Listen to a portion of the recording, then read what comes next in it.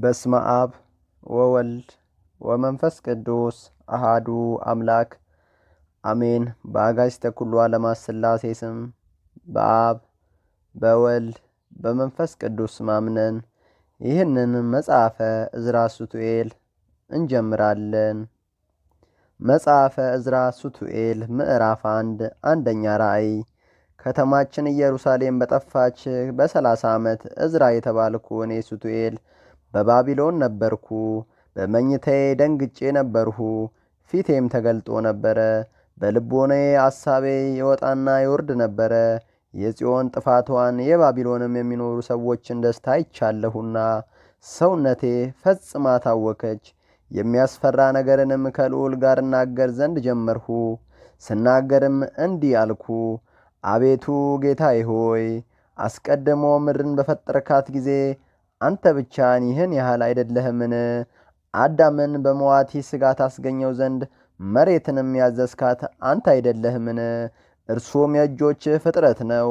በእርሱም ላይ የሕይወትን እስትንፋስ እፍ አልክበት፣ በፊትህም ሕያው ሆነ። ምድርም ሳትሰና ቀኝም ወደ ተከለቻት ወደ ገነት አገባኸው። እርሱንም የጽድቅ ትእዛዝ አዘዝከው፣ ትእዛዝንም አፈረሰ። ከዚህም በኋላ በእርሱና በልጆቹ ላይ ሞትን አመጣ። አሕዛብና ሕዝብ፣ ነገድና ቁጥር የሌላቸው መንደርተኞችም በእርሱ ተወለዱ። አሕዛብም ሁሉ በየሥራቸው ኖሩ፣ በፊትህም በደሉ፣ አንተንም ካዱ። አንተ ግን አልከለከልካቸውም። ዳግመኛው በጊዜው ጊዜ በምድር ላይና በዚህ ዓለም በሚኖሩ ሰዎች ላይ የጥፋት ውሃን አመጣ፣ አጠፋቸውም። ቅጣታቸውም የተተካከለ ሆነ። በአዳም ላይ ሞትን እንዳመጣ እንደዚሁም በእነዚህም ላይ የጥፋት ውሃን አመጣ። በእነርሱም ስሙ ኖኅ የሚባል አንድ ሰውን ከቤተሰቡ ጋር አተረፍክ። በእርሱም ጻድቃንና ኃጥአን ተወለዱ። ከዚህም በኋላ ይበዙ ዘንድ በምድር ላይ የሚኖሩት ይመሏትም ዘንድ በጀመሩ ጊዜ ልጆቻቸውን በበዙና በእነርሱም ብዙ የሚሆኑ አሕዛብ ሕዝብ በተወለዱ ጊዜ ከቀድሞ በደል ይልቅ እንደገና እጅግ ይበድሉ ጀመሩ። ከዚህም በኋላ በፊት በበደሉ ጊዜ ከእነርሱ አንዱ ስሙ አብርሃም የሚባለውን መረጥክ፣ እርሱንም ወደድከው። የዘመኑንም መጨረሻው ለብቻ በሌሊት አሳይኸው። የዘላለም ቃል ኪዳንንም አጸናህለት። ልጆቹንም እስከ ዘለዓለም ፈጽመ እንዳታጠፋቸው ተስፋ ሰጠኸው። ይስሐቅንም ሰጠኸው። ለይስሐቅም ያዕቆብንና ኤሳውን ሰጠኸው። ያዕቆብንም ለራስህ ለየ፣ ኤሳውን ግን ጠላ። ያዕቆብም ትልቅ ሕዝብ ሆነ። ዘሮቹም በግብፅ ባወጣቸው ጊዜ ወደ ደብረ ሲና ወሰድካቸው። ሰማያትን ዝቅ አደረክላቸው፣ ምድርንም አናዋወጥክላቸው፣ ዓለምንም አወክላቸው፣ ጥልቁንም አናዋወጥክላቸው፣ ባሕሩንም ከፈልክላቸው። ለያዕቆብ ልጆች ግን ለእስራኤልም ወገኖች ትእዛዝን ትሰጣቸው ዘንድ የእሳትና የንውጽውታ የበረድና የነፋስ የሚሆኑ አራቱ የጌትነት ተአምር ተደረጉ። ነገር ግን በእነርሱ የሕግ ፍሬ ይደረግ ዘንድ በእነርሱ ክፉ ሐሳብን አላራክም። ቀዳማዊ አዳም ክፉ ልብን ገንዘብ አድርጎ ነበርና ድል ተነሳ።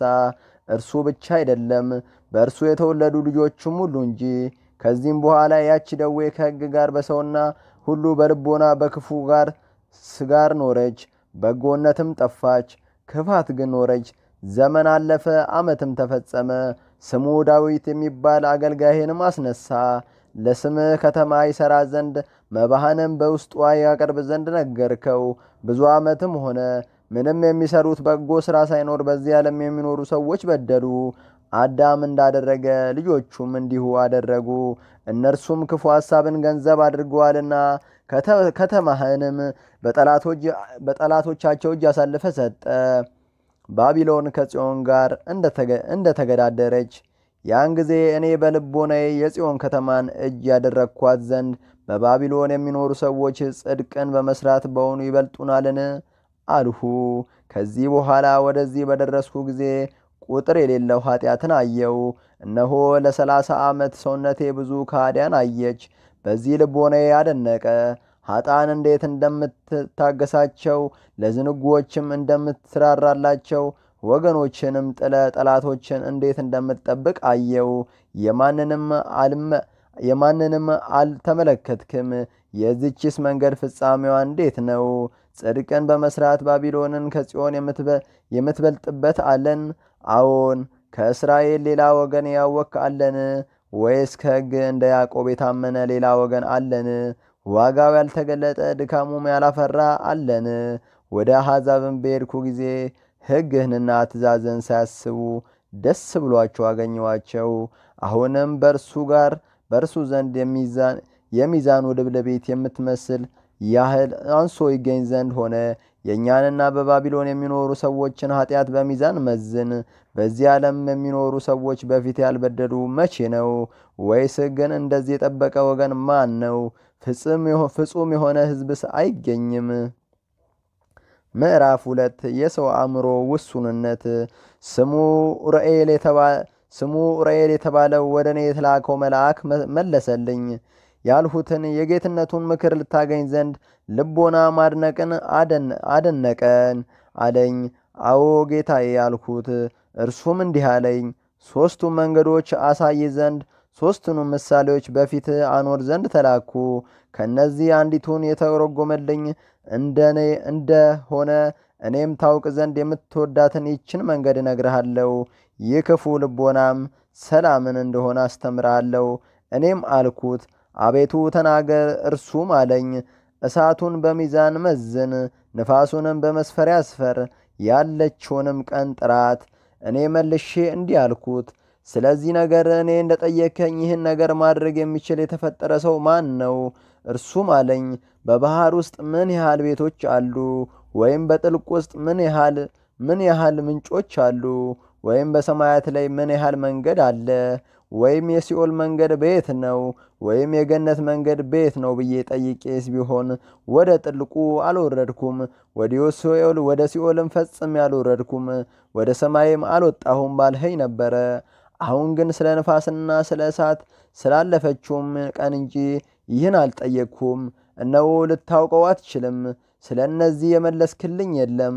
በአንተ ዘንድ ያለውን ማወቅ ያልቻልክ የልዑልን የመንገዱን ሥርዓት እንዴት ማወቅ ትችላለህ?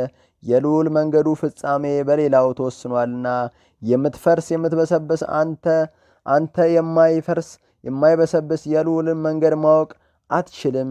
ይህንንም በሰማው ጊዜ በግንባሬ ወደቅኩ። ተፈጥረን በኃጢአት ከምንኖር መከራን ከምንቀበል ባልተፈጠረን በተሻለን ነበረ። መከራ እንድንቀበልም አናውቅም አልኩት። የዛፎችና የባህር ምሳሌ። መልሶም እንዲህ አለኝ፣ ዛፍና የዱር እንጨቶች ሄደው ምክር ተማከሩ። ከፊታችን እናርቃት ዘንድ ኑ ሄደን ባህርን እንውጋት፣ ለዛፍነታችንም ሌላ ሀገር እናቅና አሉ። እንደዚሁም የባህር ማዕበላት ምክርን መከሩ። ለማዕበልነታችን በዚህ ሌላ ሀገር እንድናቀና በምድረ በዳ ያለን ዛፍ እንውጋው ዘንድ ኑ እንዝመት አሉ። የዛፎች ምክር ከንቱ ሆነ፣ እሳት ወጥታ በልታችኋለችና። እንዲሁም የባህር ማዕበላት ምክር ከንቱ ሆነ፣ አሸዋው ገድቦ ከልክሏችኋልና። ፍርድ የምታውቅ ከሆነ ከነዚህ ማንን እውነተኛ ማንን ሐሰተኛ ታደርጋለህ አለኝ። መልሼም እንዲህ አልኩት፣ ሁለቱ ከንቱ አሰቡ። የብስ ለዛፍ ባህርም ማዕበልን ትሸከም ዘንድ ተሰጥታለችና። እርሱም መልሶ እንዲህ አለኝ፣ መልካም ፈረድክ። እንዲሁ ለራስ ለምን አትፈርድም? የብስ ለዛፍ ባህርም ለማዕበሏ እንደተሰጠች እንዲሁ በምድር የሚኖሩ ሰዎች በምድር ያለውን ማወቅ ይችላሉ እንጂ በሰማያትና ከሰማያት በላይ ያለውን አይደለም አለኝ። የዘመኑ ፍጻሜ። መልሼም እንዲህ አልኩት፣ አቤቱ ጠይቅሃለሁ፣ እንግዲያው እናስብ ዘንድ ልብ ለምን ተሰጠን? እኔ ግን የልዑልን መንገድ እጠይቅ ዘንድ አልወደድኩም። ሁልጊዜ በእኛ ላይ ስለሚያልፈው እንጂ እስራኤል በውርደት በአሕዛብ የወደድኸውም ሕዝብ ለኃጢአተኞች ሕዝብ ተሰጥቶአልና የአባቶቻችንም ኦሪት ጠፍታለችና በውስጧም የተጻፈው ቃል ኪዳን የለምና በዓለም እንዳንበጣ እናልፋለን። ሕይወታችንም እንደ ጢስ ነው። ምሕረትንም ለማግኘት የተገባን አይደለም። ነገር ግን እኛ ስለተጠራ ስለ ቅዱስ ስሙ ምን እናደርጋለን? ስለዚህ ነገር ጠየቅኩህ። እርሱም መለሰልኝ እንዲህ አለኝ፣ በሕይወትህ ካለ ታየዋለህ፣ በሕይወትህ ብትኖርም በጊዜው ታውቃለህ። ዓለም ያልፍ ዘንድ ይቸኩላልና ዓለም የጻድቃንን ተስፋ ማስቀረት አይችልምና። ይህ ዓለም ጭንቅን የተሞላ ነውና ደዌንም የተሞላ ነው። ስለ እርሷ የጠየከኝ ክፋት ተዘርታለችና መከሯ አልደረሰም። በውስጧም የተዘራው ካልታጨደና ካልተነሳ ክፋት የተዘራችበት ቦታም አይወገድም። በመጀመሪያ ክፉ የዘር ቅንጣት በአዳም ልቦና ተዘርቶ ነበርና የኃጢአት ፍሬ ተወልዷልና እስከ ዛሬም ድረስ ደርሷልና መከሩም እስኪደርስ ድረስ ይወለዳል። አንተ ራስህ እስኪያስበው የክፉ ዘር ቅንጣት ቢዘራ ይህን ያህል የኃጢአት ፍሬ ተወለደች። የመልካም ዘር ቅንጣት ግን ብትዘራ ቁጥር የሌለውን መልካም ፍሬ እንዴት ባፈራች ነበረ። መልሼም እንዲያልኩት ደገኛው እስከ መቼ ይሆናል? የዚህ ዓለም ዘመኑ ክፉም ጥቂትም ነውና። መልሶም እንዲህ አለኝ፣ ከልዑል ይልቅ አንተ እጅግ የምትቸኩል አይደለህም። አንተስ ስለ ራስህ ትቸኩላለህ፣ ልዑል ግን ስለ ብዙዎች ይቸኩላል። ስለዚህ የጻድቃን ነፍሳት በማደሪያዎቻቸው ሆኖ ጠየቁ፣ በዚህ እስከ መቼ ድረስ እንኖራለን? የዋጋችንስ መከር መቼ ይደርሳል አሉ። መልአኩ ኡራኤልም እንዲህ ብሎ መለሰላቸው፣ እንደናንተ ያሉት ጻድቃን ቁጥራቸው በተፈጸመ ጊዜ ነው። ይህ ዓለም በሚዛን ተመዝኗልና ባህሩንም በመስፈሪያ ሰፍሮታልና የተሰጠው መስፈርት እስኪፈጸም ድረስ ዝም ይላል አይነቃምም። እኔም መልሼ እንዲህ አልኩት፣ አቤቱ ጌታዬ፣ እነሆ እኛ ሁላችን ኃጢአት የተሞላን ነን። ምናልባት የጻድቃን ወጋቸው መከር በእኛ ምክንያት ይከለከላልን? ወይስ በዚህ ዓለም ስለሚኖሩ ሰዎች ኃጢአት ነው? እርሱም መለሰልኝ እንዲህ ማለኝ፣ 9 ወር ከተፈጸመ በኋላ ከማዕፀኗ ያለውን ልጅዋን ማስቀረት ይቻላት እንደሆነ ሄደ የጸነሰች ሴትን ጠይቃት። እኔም መልሼ አልኩት፣ አቤቱ አትችልም። እርሱም አለኝ፣ ሲኦልና የጻድቃን ነፍሳት ማደሪያዎቻቸውም እንዲሁ ናቸው። ማዕፀን በምጥ ጊዜ ለመውለድ እንደምትቸኩል ምድርም ዓለም ከተፈጠረ ጀምሮ የተቀበሩባት ሰዎችን ትሰጥ ዘንድ ትቸኩላለች። ያን ጊዜም ታውቅ ዘንድ የምትወደውን ነገር እነግርሃለሁ፣ ምን ያህል ዘመን እንደቀረ። እኔም መለስኩለት እንዲህ ማልኩት፣ በፊትህ ባለሟልነትን ካገኘው ልጠይቅም እንዲቻለኝ ካደረከኝ ይህን ንገረኝ። ይመጣ ዘንድ ያለው ዘመን ባለፈው ዘመን ልክ ነውን? ወይስ ያለፈው ዘመን ይበዛል? ያለፈውን አውቀዋለሁን? የሚመጣውን ግን አላውቀውምና። እርሱም አለኝ፣ በቀኝ በኩል በአንድ ወገን ሁነ ቁም፣ የምሳሌውንም ትርጓሜ ያሳይሃለሁ። እኔም ቆምኩ፣ እነሆ ምድጃ በፊቴ እየነደደ ሲሄድ አየው። ከዚህም በኋላ እሳቱ በሄደ ጊዜ እነሆ ጢሱ ቀረ። ከእርሱም በኋላ ውሃ የተመላች ደመና በፊቴ ሄደች። ታላቅና ብዙ የሆነ ዝናብንም ታዘንባለች። ታላቁም ዝናብ ካለፈ በኋላ ካፊያው ቀረ። እርሱም አለኝ፣ እንግዲህ እስኪ አንተ አስበው፣ ከካፊያው ዝናቡ ከጢሱ እሳቱ እንደሚበዛ እንደዚሁም ያለውን መስፈርት ይበዛል። ነገር ግን ካፊያው ጢሱም ይቀራል። እስከነዚያ ዘመኖች ድረስ እኖራለሁን? እንጃ። ከነዚያ ወራቶች ምን ያደርጋል ብዬ ማለድኩት። እርሱም መለሰልኝ እንዲህም አለኝ፣ ስለ ጠየከኝ ምልክትስ ከጥቂት መንገድ ይቻለኛል። ስለ ሕይወትህ ግን እነግርህ ዘንድ አልተላኩም፣ እኔ አላውቀውም አለኝ። ምዕራፍ 3 የዓለም ፍጻሜ ምልክት። ምልክቱም እነሆ ወራት ይመጣል፣ በምድር የሚኖሩትም ሰዎች ታላቅ ድንጋጼ ይዛቸዋል። የጽድቅ መንገድም ትሰወራለች፣ ሃይማኖትም በሀገር ትጠፋለች። በደል አንተ ባህያው ከሰማው ይልቅ ይበዛል። ዛሬ የጠፋና የፈረሰ ሆኖ የምታየውም ሀገር ይጠፋል፣ ምድርም ምድረ በዳ ትሆናለች። ልዑልም ሕይወትን ከሰጠ ከ3 ወራት በኋላ ምድር ስትታወቅ ታያታለ። ፀሐይም ድንገት በሌሊት ያበራል፣ ጨረቃም ድንገት በቀን ያበራል። ከእንጨቶችም ደም ይፈሳል፣ ድንጋይም ትጮኻለች። ሕዝቡም ይታወካሉ፣ ከዋክብትም ይረግፋሉ። ብዙዎች ያልጠረጠሩት ይነግሣል፣ ሁሉም ቃሉን ይሰማል። በብዙ ሀገሮች ሽብር ይሆናል፣ ጥቅል እሳትም ይላካል። በምድረ በዳ አውሬዎች ከቦታቸው ይፈርሳሉ። ከሴቶችም ባለ ምልክት ይወለዳል። የሚጣፍጠውም ውሃ መራራ ይሆናል። ወዳጆችም እንደ ጠላት በድንገት እርስ በርሳቸው ይጋደላሉ። ያን ጊዜም ጥበብ ትሰወራለች፣ ምክርም ወደ ማደሪያዋ ትመለሳለች። ብዙ ሰዎች ይፈልጓታል፣ ነገር ግን አያገኟትም። በምድር ላይ ኃጢአት፣ አመፅም፣ ስንፍናም ትበዛለች። አንዲቱ ሀገር አቅራቢያዋን ሀገር በውኑ ባንቺ ዘንድ የተደረገ ጽድቅ አለን? ወይስ ጽድቅ የሚያደርግ ሰው አለን ብላ ትጠይቃታለች። ያችም የለም ትላታለች። በእነዚያ ወራቶች ሰው ሞትን ይመኛል፣ ነገር ግን አያገኝም። ሚስትም ያገባል፣ ደስም አይለውም፣ ይደክማል፣ ሥራውንም ይሠራል፣ መንገዱ ግን አይከናወንለትም። ይህንም ምልክት እነግርህ ዘንድ ተላኩ። ዛሬ እንደ ጾምህም ዳግመኛ 7 ቀን ብትጸልይና ብታለቅስ ከዚህ የሚበልጥ ትሰማለህ። ዳግመኛም ከእንቅልፌ ነቃው፣ ሰውነቴም እጅግ ስቅጥጥ አለችብኝ። ሰውነቴን እስክስት ድረስ ደከመኝ። ወደ እኔ የመጣውና የተናገረኝ መልአኩም እጄን ያዘኝ፣ በእግሬም አቁሞ አጸናኝ። ከዚህ በኋላ በሁለተኛይቱ ሌሊት የሕዝቡ ያለቆቻቸው አለቃ ፍልስጥኤል ወደ እኔ መጣ፣ እንዲህም አለኝ፣ አንተ ዕዝራ ወዴት ነበርክ? ፊትህስ ስለምን አዝኗል? በምርኮ ሀገር ሁሉ እስራኤል ሁሉ ባንተ አደራ እንደተሰጠ አታውቅምን?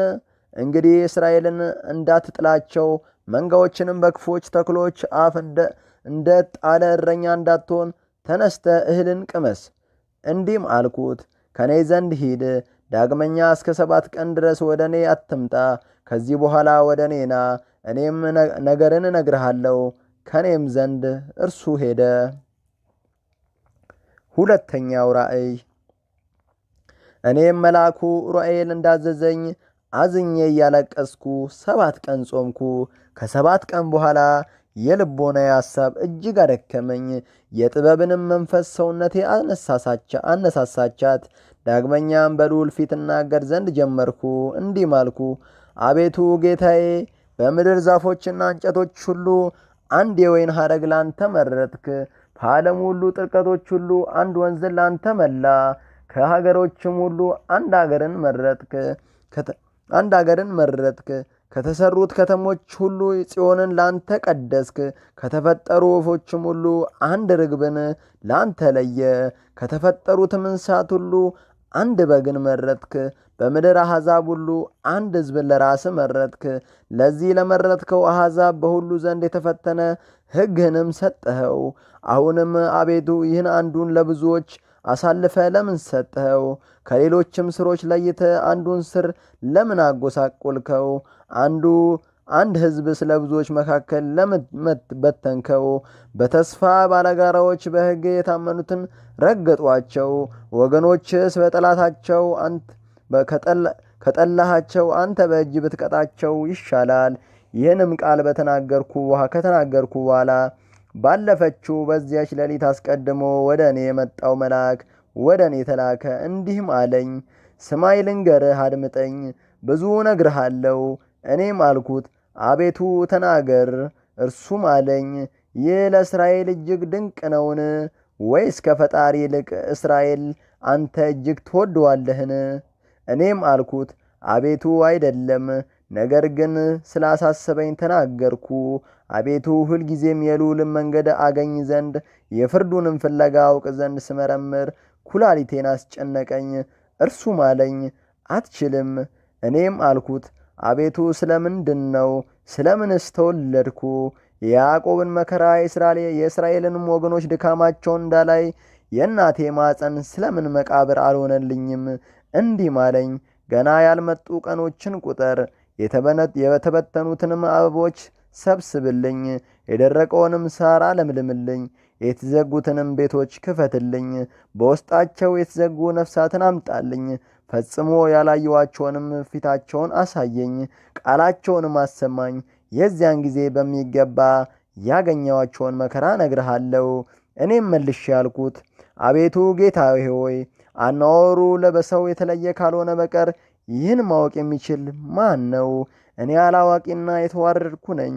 ይህንም የምትጠይቀኝ ነገር እንዴት ልነግርህ እችላለሁ?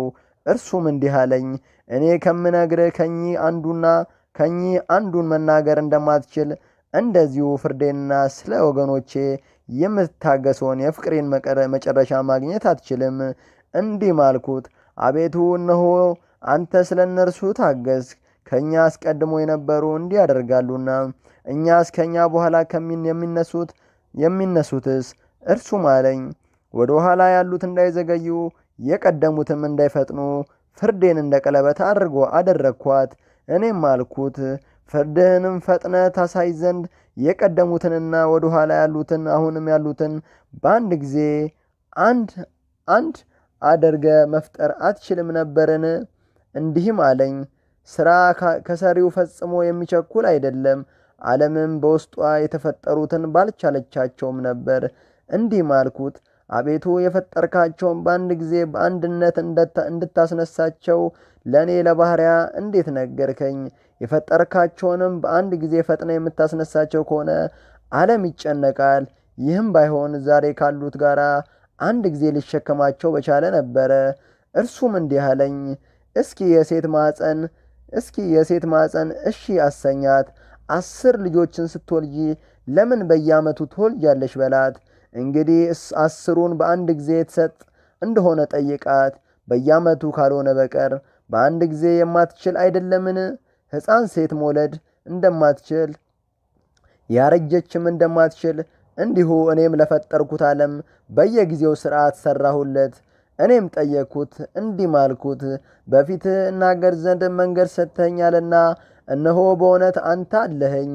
ወጣት የነበረች እናታችሁ ፈጽማ አረጀች። ኋላችንስ እንደ ቀደሙን ሰዎች ኃይል ለምን አይሆንልንም? እርሱ መለሰልኝ እንዲህም አለኝ፣ ልጅ የወለደች ሴትን ጠይቃት ትነግርሃለችም። በጥንካሬ ያንሳሉ እንጂ ዛሬ የወለድሻቸው ቀድሞ እንደወለድሻቸው ለምን አይሆኑም በላት። እርሷም እንዲህ ትላለች፣ በወጣትነት የተወለደ ልጅ ልዩ ኃይል አለው፣ በእርጅና የተወለደውም ልዩ ደካማ ነው። ነገር ግን ከቀደሙት ሰዎች እናንተ በኃይል እንደምታንሱ አንተ ራስህ ታውቃለህ። በእናንተ በኋላ የሚወለዱ ከእናንተ ያንሳሉ። የተፈጠረውና ያለውም የሕፃንነቱ ኃይል ዘመን ካለፈ እንዲሁ ነው። እኔም አልኩት፣ አቤቱ ጌታዬ እሺ በለኝ። በዓይኖች ፊት ባለሟልነትን ካገኘው ለባሪያ ንገረው። ዓለምህን በማን ትጎበኛለህ? ምዕራፍ 4 እርሱም አለኝ፣ መጀመሪያ በሰው ልጅ ነው፣ በኋላ ግን እኔ ራሴ ነኝ። ሰማይና ምድርን ሀገሮችም ሳይፈጠሩ የዓለም መንገድም ሳይጸና ንፋሳትም ሳይነፍሱ የነጎድጓድ ድምፅም ሳይሰማ የመብረቅ ብልጭታም ሳይበራ የገነት ምድር ሳይፈጠር የአበቦችም ውበት ሳይታይ የመሬት መነዋወጥ ኃይልም ሳይጸና መላእክት ሰራዊትም ሳይቆጠሩ የሰማይ ምጥቀት ሳይታይ የሰማይም መስፈርት ሳይፈጠር የሚመጣው ዓለም ፍለጋ ሳይታወቅ የኀጣን ጥላ ሳይወገድ የጌታ ማኅተብ ሕግን በሚጠብቁና ሃይማኖትን በሚያምኑ ላይ ሳይታተም ያን ጊዜ እኔ ራሴ ይህን ዓለም እጎበኝ ዘንድ አሰብኩ፣ ሌላም አይደለም። መልሼም እንዲህ አልኩት፣ የመጀመሪያው ዓለም ምልክቱ ጊዜው ምንድን ነው? ፍጻሜውስ መቼ ነው? የሁለተኛው ዓለም መጀመሪያው መቼ ነው? እንዲህ አለኝ፣ ከአብርሃም እስከ ይስሐቅ ነው። ያዕቆብና ኤሳው ከእርሱ ተወልደዋል። በተወለዱም ጊዜ ያዕቆብ የኤሳውን ተረከዝ ይዞ ተወለደ። ኤሳው የዚህ ዘመን ፍጻሜ ምሳሌ ነው። ያዕቆብም የአዲሱ ዘመን መጀመሪያ ነው። የሰው መጨረሻ አካሉ ተረከዙ ነውና የሰውም መጀመሪያ አካሉ እጁ ነውና። ነገር ግን ዕዝራ አትመራመር። እኔም መለስኩለት እንዲህም አልኩት፣ አቤቱ ጌታዬ በዓይኖች ፊት ባለሟልነትን ካገኘው ባለፈው ሌሊት አስቀድሞ በከፊል የነገርከኝን የዚህን ምልክት መጨረሻ ለባሪያ ንገረው። እርሱም መለሰልኝ እንዲህም አለኝ፣ ተነስተህ በእግርህ ቁም፣ ጩኸት የተመላበትንም ቃል እነግርሃለሁ። አንተ በውስጡ የቆምክባት ቦታ ቢናወጥ በነገርሁ ጊዜ አትደንግጥ፣ ስለ ነገር መጨረሻ ነውና። ያን ጊዜም የምድር መሠረቶች ነገርን ያስረዳሉ። ነገሩ እርሱ ነውና ይንቀጠቀጣሉ፣ ይነዋወጣሉም፣ በመጨረሻቸውም ያልፉ ዘንድ አላቸውና። ከዚህ በኋላ ይህን በሰማው ጊዜ ተነስቼ በእግሮቼ ቆምኩ። እነሆ የሚናገረውንም ቃል ሰማሁ። ድምፁም እንደ ብዙ ውሃ ድምፅ ነበረ። በምድር የሚኖሩትን ሁሉ ይጎበኛቸው ዘንድ ልዑል በደረሰ ጊዜ እነሆ ዘመን ይመጣል ይል ነበረ። ጽዮንም በታነጸች ጊዜ ያመፁብኝን አመፃቸውን ያን ጊዜ እመረምራቸው ዘንድ አለኝ። ይመጣ ዘንድ ያለው ዓለም በታተመ ጊዜ የማደርገው ምልክት ይህ ነው። በሰማይ መጻሕፍት ይገለጣሉ፣ ሁሉም ያየኛል። ዓመት የሆናቸው ሕፃናት ፈጽመው ይናገራሉ። የጸነሱ ሴቶችም የ3 ወርና የ4 ወር ሕፃናት ይወለዳሉ፣ ሕያዋንም ሆነው ይነሳሉ። የማትታይ ምድርም ዘር ተዘርቶባት ትታያለች።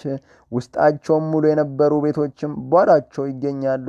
ነጋሪት ይሰማል፣ የሰማውም ሁሉ ይደነግጣል። በዚያም ወራት ወዳጆች ከወዳጆቻቸው ጋር እርስ በርሳቸው እንደ ጠላት ይዋጋሉ። ምድርም በውስጧ የሚኖርባትም ታስደነግጣችኋለች። የውሃው ምንጮችም ይገታሉ፣ እስከ 3 ሰዓትም ድረስ አይፈሱም። ከዚህ ከነገርኩ ሁሉ የቀረሰው ሁሉ የሚድን እርሱ ነው። ትድግናዬንም የዘመኔንም ፍጻሜ የሚያይ እርሱ ነው። ያን ጊዜ ያረጉና ከተወለዱ ጀምሮ ሞትን ያልቀመሱ እነዚያን ሰዎች ያዩአቸዋል። በዓለም የሚኖሩ ሰዎችም ልቦና ይለወጣል፣ ሌላ ልቦናም ይሰጣቸዋል። ክፋት ትደመሳቻለችና ክፋትም ትደመሰሳለችና ተንኮልም ትጠፋለችና ሃይማኖት ትለመልማለች። ሞትን ድል ይነሳል። ያለ ፍሬ ለብዙ ዘመን የነበረች ጽድቅ ትገለጣለች። በተናገረኝም ጊዜ እኔ የቆምኩባት ስፍራ ጥቂት እያለ ይነዋወጥ ነበር። እርሱም አለኝ፣ ባለፈችው ሌሊት እንደነገርኩ ይህን ምልክት ነግር ዘንድ መጣው። ዳግመኛም 7 ቀን ብትጾምና ብትጸልይ ከዚህ የሚበልጥ ዳግመኛ እነግርሃለሁ። ቃል በልዑል ዘንድ መሰማትን ተሰምቶአልና በሕፃንነትም ጀምሮ ያለውን የጽድቅን ኃይል ተገልጦአልና። ስለዚህም ይህን ነገር እነግርህ ዘንድ ልዑል ላከኝ። እንዲህም አለኝ፣ እመን፣ አትፍራ። በኋላው ዘመን እንዳትጠራጠር፣ ስለ ቀደመውም ክፉ ሐሳብህ አትቸኩል። 3ኛው ራእይ። ከዚህም በኋላ የነገረኝንም 3ቱንም ሱባያት እጨርስ ዘንድ ዳግመኛ 7 ቀን እያለቀስኩ ጾምኩ። በዚያች ሌሊት ልቤ ታወከችብኝ፣ በልዑልም ፊት እናገር ዘንድ ጀመርኩ። ሰውነቴ ፈጽማም ትናደዳለችና ልቦናዬም ትነዋወጣለችና እንዲህም አልኩ፣ አቤቱ በመጀመሪያውና መፍጠር በመጀመሪያው ቀን ሰማይና ምድርን ይፈጠራል። እንዲህም ተፈጠረ። ቃልህም ፍጥረትን ይፈጥር ነበረ። መንፈስም ይሰፍ ነበር። ጨለማም ሞልቶ ነበር፣ ጸጥ ብሎም ነበር፣ ድምፅም አልነበረም። የሰው ልጅ ድምፅ ገና አልነበረምና። ያን ጊዜም ብርሃን በአዳራሽ እንዲገኝ ፍጥረትም እንዲገለጥ አዘዝክ። ዳግመኛም በሁለተኛውም ቀን በሰማያት ያለ ነፋስን ፈጠርክ። እኩሌታውም ወደ ላይ ይወጣ ዘንድ እኩሌታውም በታች ይኖር ዘንድ በውሃው መካከል እንዲለይ አዘዝከው። ዳግመኛውም በሦስተኛው ቀን ውሃን ከምድር በሰባተኛው እጅ ላይ እንዲሰበዘብ አዘዝከው። የምድር 6ቱ እጅም በውስጣቸው ያርሱ ዘንድ ዘርም ይዘሩ ዘንድ በፊትህም ይኖሩ ዘንድ ደረቅ ሆኖ ይቅር አልክ። ቃልህም በወጣ ጊዜ ፍጥረት ይፈጠር ነበር። ያን ጊዜም ቁጥር የሌለው ብዙ ፍሬ በቀለ። የሁሉም ጣዕሙ ያበበውም መልክ ልዩ ልዩ ነበር። የእንጨቱንም አይነት ልዩ ልዩ ነበር። መዓዛውም ልዩ ልዩ ነበር። በአራተኛውም ቀን ያበሩ ዘንድ የጨረቃና የፀሐይ ብርሃን የከዋክብትም ሥርዓት ይፈጠር ዘንድ አዘዝክ። ይፈጠር ዘንድ ላልከው ሰውም ያገለግሉ ዘንድ ይፈጠር ዘንድ ላለው ሰውም ያገለግሉ ዘንድ አዘዝካቸው። በ5ኛው ቀን የናጌብ ውሃ ያለበትን 7ኛውን እጅ ሕይወት ያላቸውን ወፎችንና ዓሣዎችን ያስገኝ ዘንድ አዘዝከው። ስለዚህም ትውልድ ሁሉ ጌትነትህን ይናገሩ ዘንድ የማይናገርና ደመ ነፍስ የሌለው ያ ሕይወት ያለውን አስገኘ። ያን ጊዜም የፈጠርካቸው ሁለቱን እንስሳት ጠበክ። የአንዱን ስሙን ብሄሞት አልከው፣ የሁለተኛውንም ስሙን ሌዋታን አልከው። በየራሳቸው የናጌብ ውሃ ያለበት ያ የ7ኛው እጅ ሊወስዳቸውም አይችልምና 4ቱ ተራሮች ባለበት በዚያ እርሱ በውስጡ ይኖር ዘንድ በብሄሞት ከ6ቱ እጅ አንዱን እጅ የብስን ሰጠኸው። ለሌዋታንም የባሕሩን 7ኛ እጅ ሰጠኸው። ለምትወዳቸውም ምግብ የሆኑ ዘንድ ጠበቅካቸው። በ6ኛይቱ ቀን በፊት እንስሳንና የሰማይ ወፎችን የዱር አውሬዎችንም ታስገኝ ዘንድ ምድርን አዘዝካት። በዚህም ሁሉ ላይ አዳምን ገዢ አድርገህ ሾምከው። አስቀድመ በፈጠርካቸው ፍጥረታት ላይ ገዥ ሆነ። በእርሱም ምክንያት የመረጥከን እኛ ወገኖች ከእርሱ ተገኘን። አቤት ይህን ሁሉ በፊት ተናገርኩ፣ ይህን ዓለም ስለ እናንተ ፈጠርኩት ብለሃልና። ከአዳም የተወለዱ ሌሎች አሕዛብ ግን እንደ ኢምንት ናቸው፣ እንደ ምራቅም ይመስላሉ፣ እንደ አፍሻት ጠብታም ናቸው። ደስታቸው እንደ ኢምንት ነው። አሁንም እነሆ እንደ ኢምንት ናቸው ያልካቸው እነዚህ አሕዛብ እነሆ በእኛ ላይ ሰለጠኑ፣ ረገጡንም። የምወደው የባሕር አንድያ ልጄ ያልኸኝ እኛ ወገኖች ግን በአሕዛብ እጅ ገባን። ነገር ግን ዓለምን ስለ እኛ ከፈጠርከው ዓለማችንን ለምን አንወርስም? ይህስ እስከ መቼ ድረስ ነው? ምዕራፍ 5 ከዚህም በኋላ ይህን ነገር ተናግሬ በጨረስኩ ጊዜ ባለፈችው በዚያች ሌሊት አስቀድሞ ወደ እኔ የመጣው ያ መልአክ ወደ እኔ ተላከ፣ እንዲህም አለኝ፣ ዕዝራ ሆይ ተነስ፣ እነግርህ ዘንድ ወደ አንተ የመጣው የኔን ቃል ስማ። እኔም አልኩት፣ ጌታዬ ተናገር። እርሱም አለኝ፣ በአንድ ሰፊ ቦታ ባሕር አለች፣ እርሷም ሰፊና ጥልቅ ናት፣ ጠባብ የመግቢያ መንገድም አላት፣ የመስኖ ውሃ ቦይም ያህልም ትሆናለች። ያያትና ያገኛት ዘንድ ወደዚያች ባሕር ሊገባ የወደደ ቢኖር ያ ጠባቡን መግቢያዋን ካላለፈ ወደ አደባባያ መግባት እንዴት ይችላል? ወይም በሜዳ የተሰራች የበረከቱም ሁሉ የተመላች አንዲት ከተማ አለች። የመግቢያዋም መንገድ ጠባብ ነው፣ በገደል ውስጥም ናት። በቀኟ እሳት፣ በግሯ ደግሞ ጥልቅ ውሃ አለ። አንዲት መንገድ በውሃና በእሳት መካከል አለች። መንገዷም ከአንድ ሰው እግር ጫማ በቀር አትችልም። ይህች ከተማ የሰጠችው የሚወርሳት ሰው ቢኖር ያን ጠባቡን መንገድ ካላለፈ ርስቱን እንዴት ያገኛል? እኔም አቤቱ እንደዚሁ ነው አልሁት። እርሱም እንዲህ አለኝ፣ የእስራኤል ምድራቸው እድል ፈንታቸውም እንዲሁ ነው። ዓለምን ስለ እነርሱ ፈጥሬአለሁና። አዳምም ትእዛዜን ባፈረሰ ጊዜ የዚህ ዓለም ጎዳናው ሰንከልካላና ጠባብ፣ ጎድጓዳና የከፋ፣ መከራው የበዛ፣ ጻር ጋር የተመላ ሆነ። የዚህኛው ዓለም ግን ጎዳናው ታላቅ ነው፣ ሰፊም ነው፣ ብሩህም ነው። ሞት የሌለበት ሕይወት ፍሬንም ያፈራል።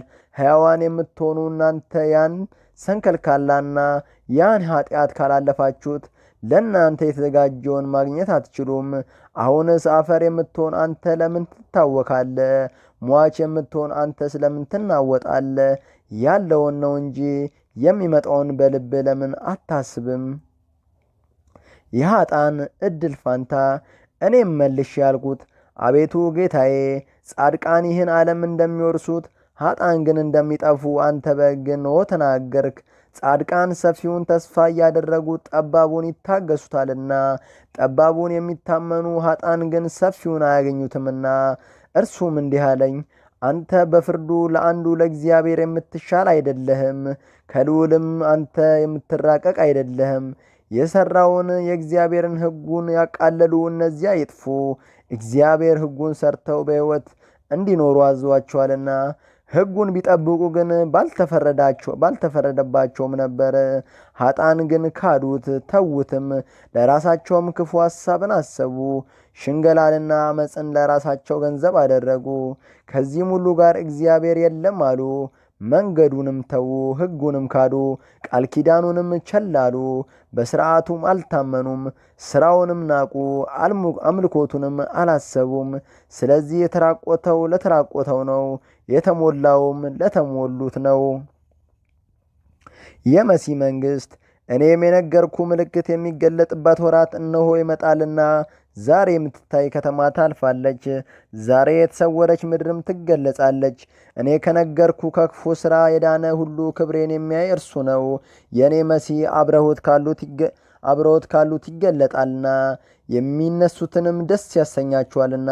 ከዚህ በኋላ ልጄ መሲሁ ይፈጽማል፣ አእምሮ ያለውም ሰው ይፈጽማል።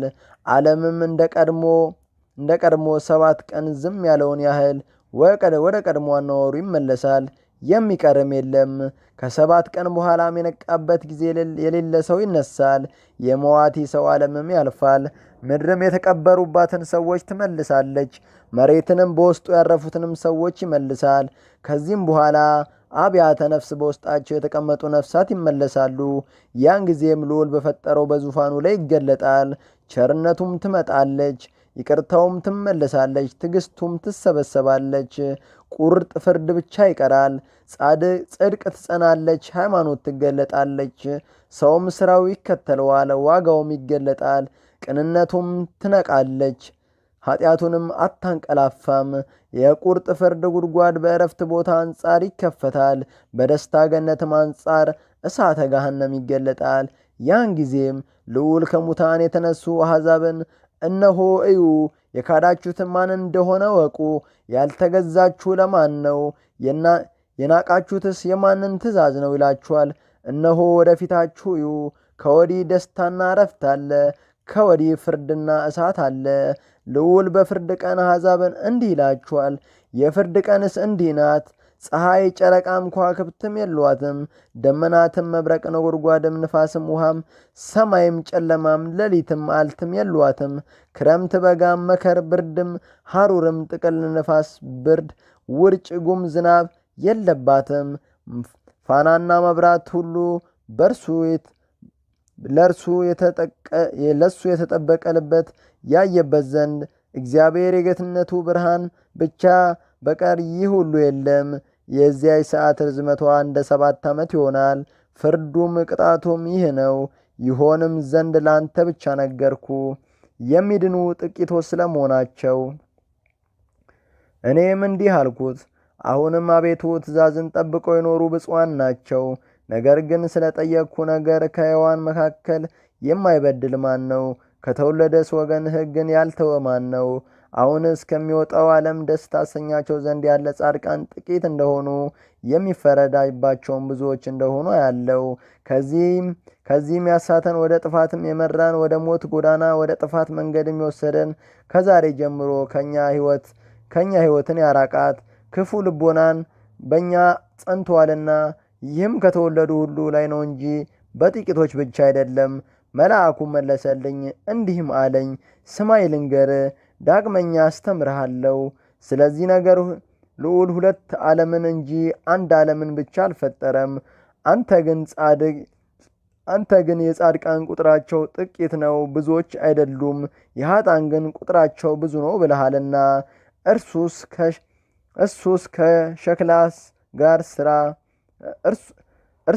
ከሸክላ ጋር ሥራ።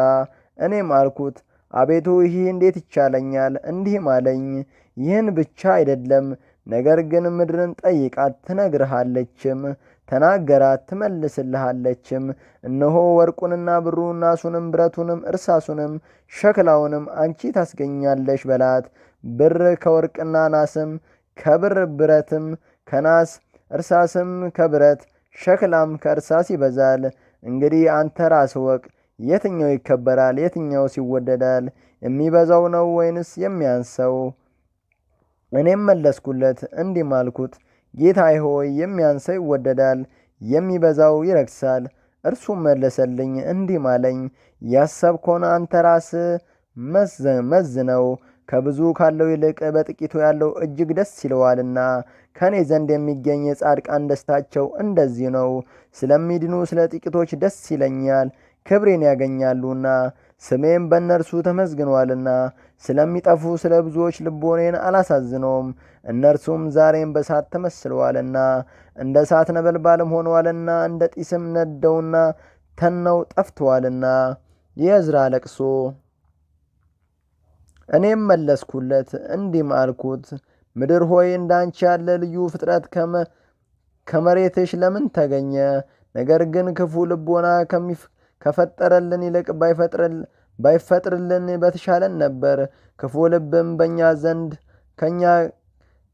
ልብም ከኛ ጋር ያድጋል፣ ስለ እርሱም ይፈረድብናል። ሳናውቀውም እንጎዳለንና።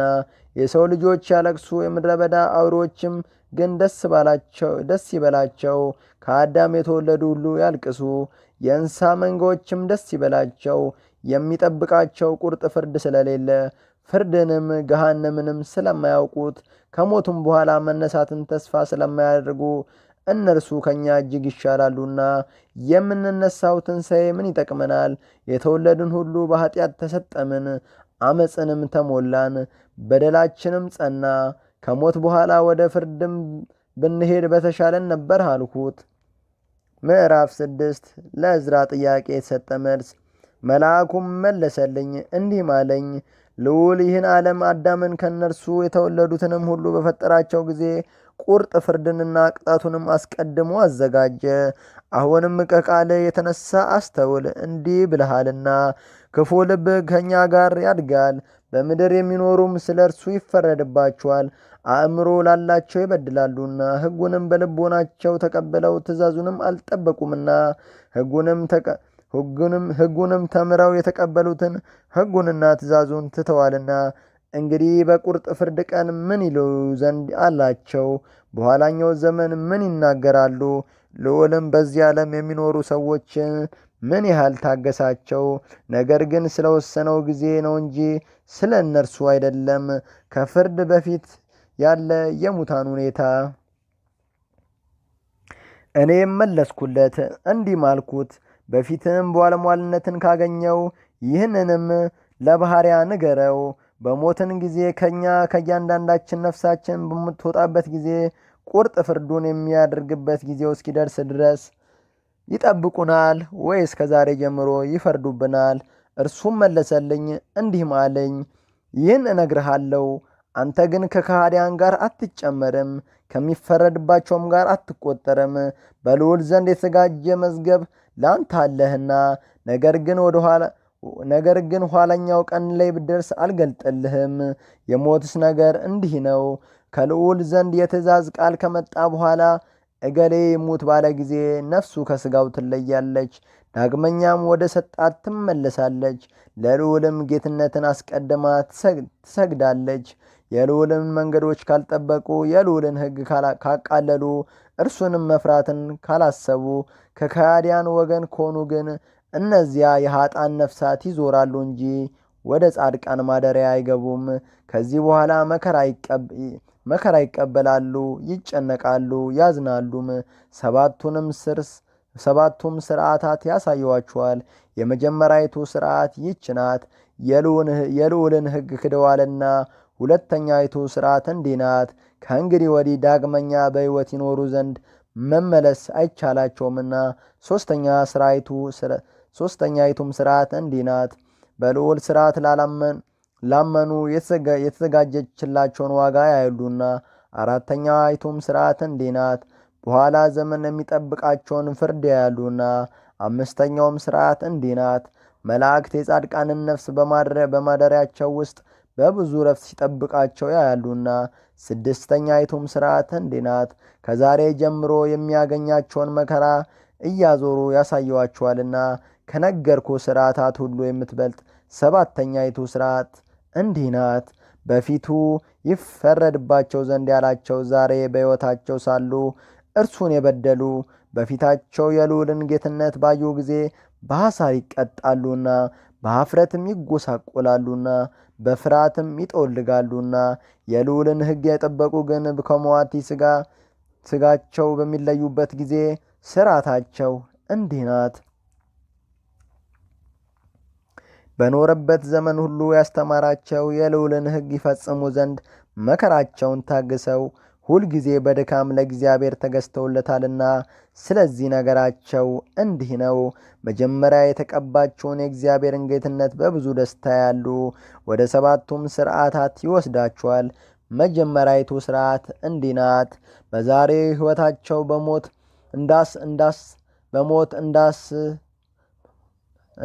እንዳያስታቸው ከእነርሱ ክፉ ሐሳብን ድል ይነሱ ዘንድ በብዙ ድካም ተጋድለዋልና። ሁለተኛይቱ ሥርዓት እንዲህ ናት፣ የኀጣንን ነፍሳት በሚዞሩባት ያዩአቸዋልም፣ የሚጠብቃቸውንም ፍርድ ያያሉ። ሦስተኛውም ሥርዓት እንዲህ ናት፣ በሕይወት ሳሉ በሃይማኖት የተቀበሉትን ሕጉን እንደጠበቁ የፈጠራቸውን ምስክር ይሆንላቸዋልና። አራተኛውም ሥርዓት እንዲህ ናት፣ መላእክት እየጠበቋቸው ብዙ ደስታ ባለባቸው ማደሪያዎቻቸው ከዛሬ ጀምሮ የሚያርፉትን ዕረፍትና የሚቆያቸውን ክብር ያያሉና። አምስተኛይቱም ሥርዓት እንዲህ ናት፣ ዛሬ ያለውን ሞት እንዴት ድል እንደነሱትና ኋላ ያገኙትን ዘንድ ያላቸውን እንደወረሱ አይተው ደስ ይላችኋልና። ዳግመኛም ድካምን በተመላ ከዚህ ከጠባቡ የተነሳ እንደታገሱ ያን ሰፊውን ሕይወት እንደሚያገኙ ያሉ ሞት በሌለበት የዘላለም ደስ ይላችኋል። ስድስተኛ ስርዓት እንዲህ ናት። ፊታቸው እንደ ፀሐይ እንደሚያበራ ብርሃናቸውም እንደ ከዋክብት እንደሚያንጸባርቅ ያሳየዋቸው ዘንድ አላቸውና ከእንግዲህ ወዲህ አይሞቱምና። ከሁሉ ከምትበልጥ ከሰባተኛይቱ ስርዓት እንዲህ ናት። በእርሱ ዘንድ ይከበሩና ዋጋ ያገኙ ዘንድ ያላቸው በሕይወት ሳሉ የተገዙለት በፊቱም ያዩ ዘንድ የሚቸኩሉ ስለሆኑ ሳያፍሩ በብዙ ደስታ ተማምነው በግልጥ ይመካሉና። ከዛሬ ጀምሮ ያገኙ ዘንድ ያላቸው የጻድቃን ነፍሳት ስርዓታቸው ይህ ነው። ከሃዲያንም መከራ ይቀበሉ ዘንድ የነገርኩ ስርዓታቸው መንገዳቸውን ፍርዳቸው ይህ ነው። እኔም መለስኩለት እንዲህ ማልኩት፣ ከሥጋዋ ከተለየች በኋላ ይህን የነገርከኝን ታይ ዘንድ የነፍስ ቀን ይሰጣታልን? በእነዚያ በሰባቱ ቀኖች ይህን የነገርኩን ስራቸውን ሁሉ ያዩ ዘንድ ለ7 ቀን ነፃ ናቸው። ከዚያ በኋላ ግን ወደ ቦታቸው ይመለሳሉ አለኝ። እኔም መለስኩለት እንዲህም አልኩት፣ አቤቱ ጌታዬ በፊት ባለሟልነትን ካገኘው ይህንም ለባሪያ ዳግመኛ ንገረው። በፍርድ ቀን ጻድቃን በልዑል ዘንድ ለኃጥአን መለመን ይችላሉን? አባቶችም ለልጆቻቸው፣ ልጆችም ለአባቶቻቸው፣ ወንድሞችም ለወንድሞቻቸው፣ ዘመዶችም ለዘመዶቻቸው፣ ወዳጆችም ለወዳጆቻቸው መለመን ይችላሉን? እርሱም መለሰልኝ እንዲህም አለኝ፣ በፊቴ ባለሟልነትን አግኝተሃልና ይህንንም እነግርሃለሁ። የፍርድ ቀንስ ለአንድ ጊዜ ናት። በሁሉም ትእዛዝ ላይ የእውነት ማኅተብ ያሳያቸዋል። ዛሬ አባት ልጁ ስለ እርሱ፣ ልጅም አባቱን፣ ጌታ አገልጋዩን፣ ወዳጁም ስለ እርሱ ታሞ ይተኛ ዘንድ በልቶና ጠጥቶም ደስ ይለው ዘንድ ይፈወስም ዘንድ እንደማይልከው እንደዚሁ አንዱ ለሌላው መለመን ፈጽሞ የሚችል ማንም የለም። የራሱንም ሸክም በባልንጀራው ላይ የሚመልስ ማንም የለም። ሁሉም ዋጋውን ያገኛልና ስራውም የየራሱ ነውና። እኔም መለስኩለት እንዲህም አልኩት፣ ቀድሞ አብርሃም ስለ ሶዶምና ገሞራ ሙሴም በምድረ በዳ በበደሉ ጊዜ ስለ አባቶች እንደለመነ ዛሬ እንዴት አገኘን? ኢያሱ በአካን ዘመን ስለ እስራኤል፣ ሳሙኤልም በሳኦል ዘመን፣ ዳዊት ስለ ቸነፈር፣ ሰለሞንም ስለ ቤተ መቅደስ፣ ኤልያስም ስለ ዝናብ፣ ስለ ሙታን ይድኑ ዘንድ፣ ሕዝቅያስም በሰናክሬም ዘመን በሕዝቡ ብዙ ሰዎችም ስለ ብዙ ሰዎች ለመኑ። እንግዲህ ዛሬ መዋቴው በሕይወት ሳለ ኃጢአትም በስታ ሳለች ጻድቃን ስለ ኃጥአን ከለመኑ ያን ጊዜስ እንደዚሁ እንደምን አይሆንም? እርሱ መለሰልኝ እንዲህም አለኝ፣ የዚህ የዛሬው ዓለም ፍጻሜው ገና አልሆነምና እግዚአብሔር ክብር በውስጡ ለዘላለም ተገልጦ የሚኖር አይደለምና። ስለዚህ ጽኑዓን ለድኩማን ለመኑ።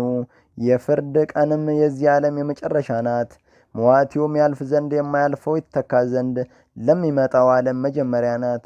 ከዚህ በኋላ ድካም ይሻራል፣ ጠብም ይጠፋል፣ ጽድቅም ታብባለች፣ ቅንነት ትጸናለች። ያን ጊዜም በፍርድ ድል የተነሳ ሰውን ይቅር ማለት የሚቻለው የለም። ድል የነሳውንም መከራ ሊያጸናበት የሚችል የለም። እኔም መለስኩለት እንዲህ ማልኩት፣ ቃሌ እንደ ቀድሞ ነው። አሁንም እንዲህ እላለሁ፣ ምድር አዳምን ባታስገኘው በተሻለ ነበረ። ባስገኘችውም እንዳይበድል ባስተማረችው ነበረ። ሁላችን የምንኖረው ሕይወት ምን ይጠቅመናል? በሐዘን እንኖራለን፣ ከሞትንም በኋላ ዳግመኛ ፍርድ ይቆየናልና። አዳም ሆይ ምን አደረክ? አንተ ባትበድል ይህች መከራ በእኛ ላይ ባልመጣችብን ነበር። ተስፋ ያስደረግከን ሞት የሌለበትም የሚመጣው ዓለም ምን ይጠቅመናል? እኛ ግን ሞትን የሚያመጣ ሥራን ሠራን፣ የነገሩንን በጎን ተስፋ አልሠራንም። እኛ ግን ክፉን ሥራን ሠራን፣ አመፅንም ተከተልን። ሐዘንና ደዌ የሌለባቸው ለእኛ የተዘጋጁት ቤቶች አልተከተልንም። እኛ ግን ኃጢአትን ሠራን። ያጸናቸው ዘንድ መከራ የተቀበሉ ጻድቃን የልዑልን ጌትነታቸው ዘንድ አላቸው። እኛ ግን በበደላችን ኖርን። ፍሬው የማይጠወልግ ገነት ይገለጣልና በውስጡም የሚገኘው ፍሬ ደስታና ሕይወት ነውና እኛ ግን አንገባም። የማንመሰገንበትንም ስራ አልሰራንምና ትዕግስትም ያጸኗት ዘንድ ፊታቸው ይበራልና የእኛ ፊት ግን ከጨለማ ይልቅ ይጠቁራል። እነሆ ከሞት በኋላ በእኛ ላይ ምን እንዳለ ሳናውቅ እንኖራለን። መልአኩ መለሰልኝ እንዲህም አለኝ፣ በዚህ ዓለም ለሚጋደል በምድር ለተወለደ ሰው ሌት የታሰበለት ይህ ነው። ድል ያደረገ እኔ ያልሁትን ያገኛል። ድል የተነሳ ግን አንተ ያልኸውን ያገኛል። ትድኑ ዘንድ ሕይወትን ምረጧት ብሎ ሙሴ ለሕዝቡ የነገራቸው መንገድ ይህች ናት። ነገር ግን እርሱን አልተቀበሉትም። ከእርሱም በኋላ ነቢያትን የተናገሯቸው እኔንም አልተቀበሉም። በሚያምኑ ሰዎች ዘንድ ደስታ እንዳለ በሚጠፉ ሰዎችም ሐዘን የለም። እኔም መለስኩለት እንዲህም አልኩት፣ አቤቱ ምንጊዜም እንደ ኢምንት የሆንኩትን ይቅር በላቸው። ጊዜ ልዑል ዛሬ ይቅር ባይ እንደሚባል ፈጽሜ ያውቃለሁ። ይቅር ባይ ነው፣ ወደ ሕጉ የተመለሱትን ይቅር ይላቸዋል። ታጋሽም ነው፣ የበደሉትንም ሰዎች እንደ ልጆች ይታገሳቸዋልና። ለጋስም ነው፣ እንደ ሥራቸው እንደሚገባቸው መጠን ለነገርኩ ሰዎች ይሰጣቸዋልና። ምሕረቱም የበዛ ነው፣ ላሉትም ለሚታዘዙት የሚመሰገኑ ዘንድ ላላቸውም ቸርነቱን ፈጽሞ ያበዛልና። ቸርነቱን ፈጽሞ ካላበዛ ይህ ዓለም ባልኖረ ነበርና በእርሱም ያሉ ባልኖሩ ነበረ። ለጋስም ነው፣ ኃጥአንን ከኃጢአታቸው ይመለሱ ዘንድ በቸርነቱ ካልሰጣቸው ሰው ሁሉ ባልዳነ ነበር።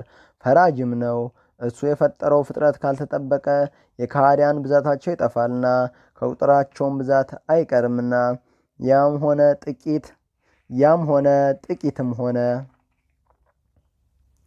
ምዕራፍ 7 መልአኩም መለሰልኝ እንዲህም አለኝ፣ ይህንስ ዓለም ልዑል ስለ ብዙዎች ፈጠረው፣ የሚመጣውን ግን ስለ ጥቂቶች ፈጠረው። ዕዝራ እነሆ በፊትህ ምሳሌውን እተረጉምልሃለሁ።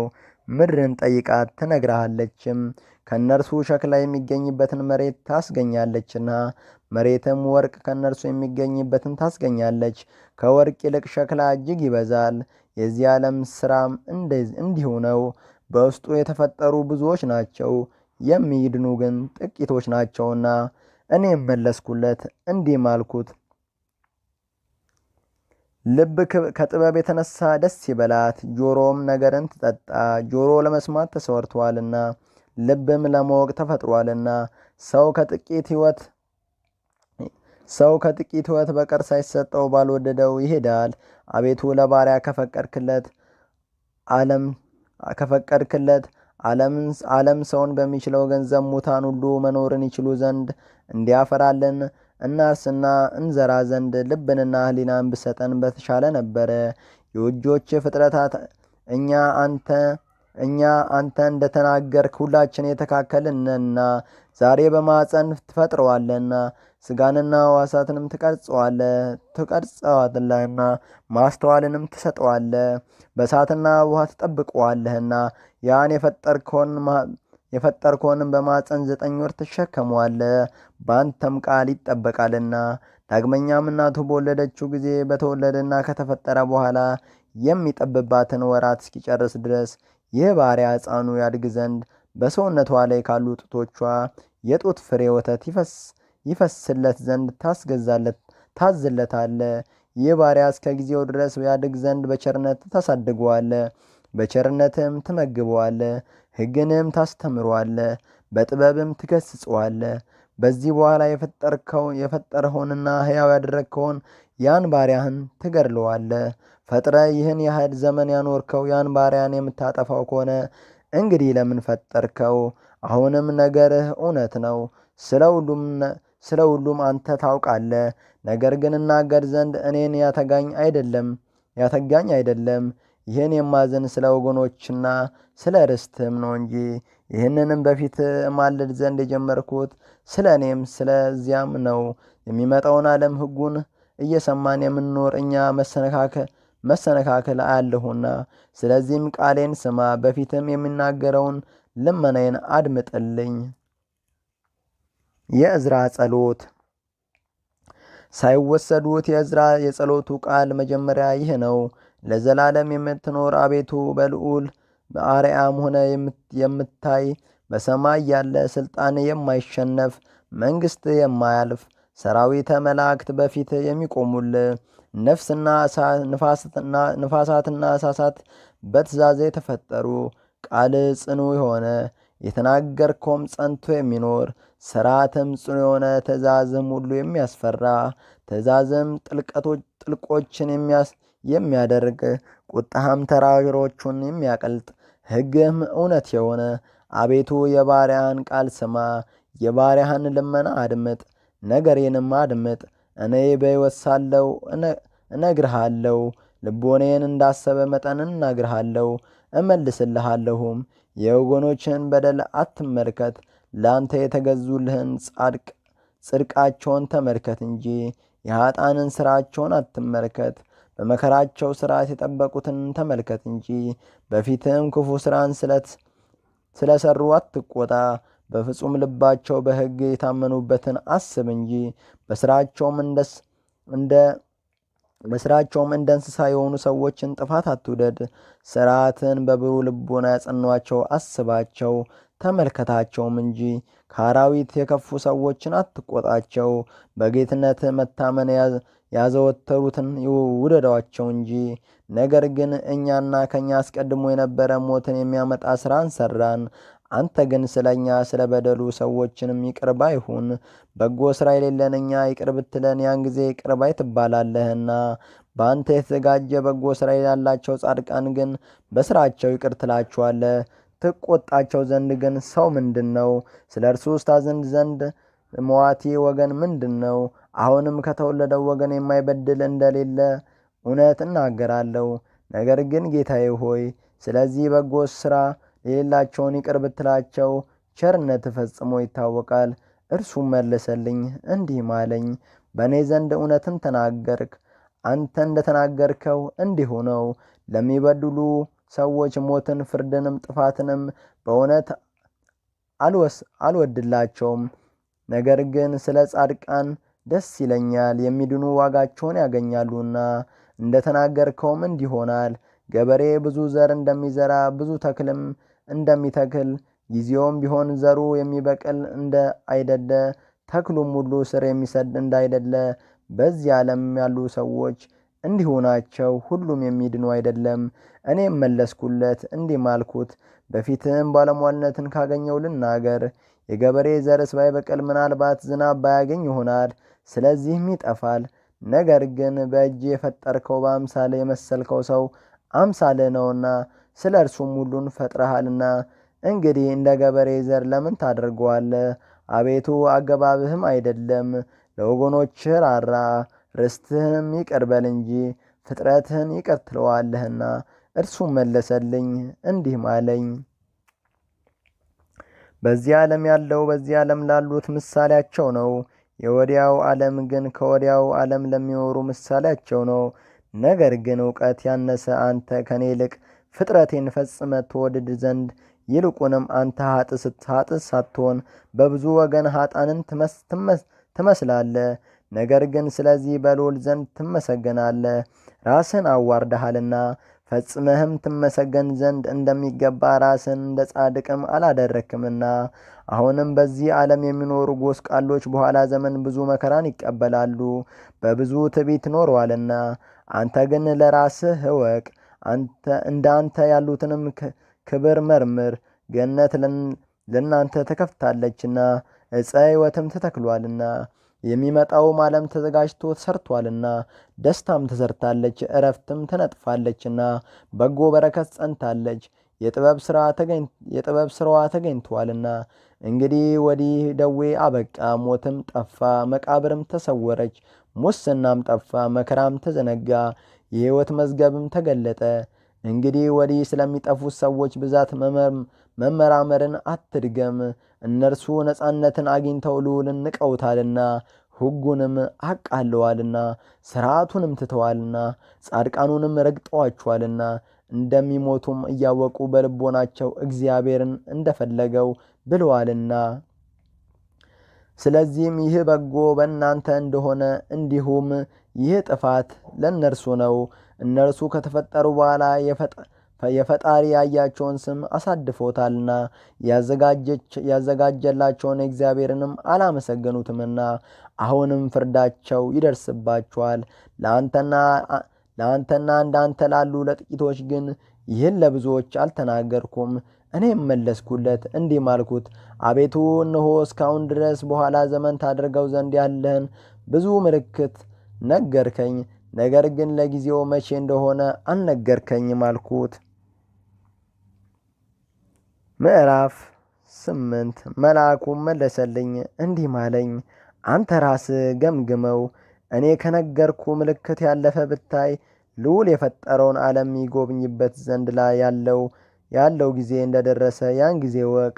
በዓለም በሀገሩ ሽብር በሆነ ጊዜ፣ አሕዛብም በታወኩ ጊዜ፣ ሕዝቡም በተሸበሩ ጊዜ፣ አለቆችም በተዋጉ ጊዜ፣ መሳፍንትም በደነገጡ ጊዜ፣ ስለዚህ ልዑል ከጊዜው አስቀድሞ እንደተናገረ ያን ጊዜ እወቅ።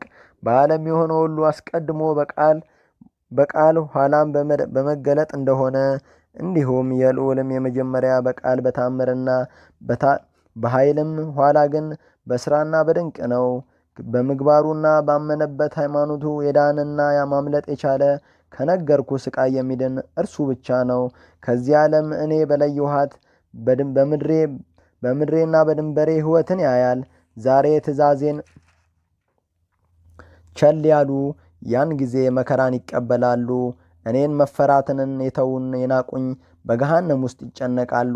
እኔ እየረድኋቸው በሕይወታቸው ሳሉ የማያውቁኝ ሁሉ እነርሱ ነጻ ሳሉ በሕጌ ላይ የታበዩም ሁሉ የትዕግሥቴንም ቦታ ክፍት ሆኖላቸው ሳለ ልብ ያላደረጉኝ የናፈቁኝም ሁሉ ከሞቱ በኋላ ያወቁኝ ዘንድ አላቸው።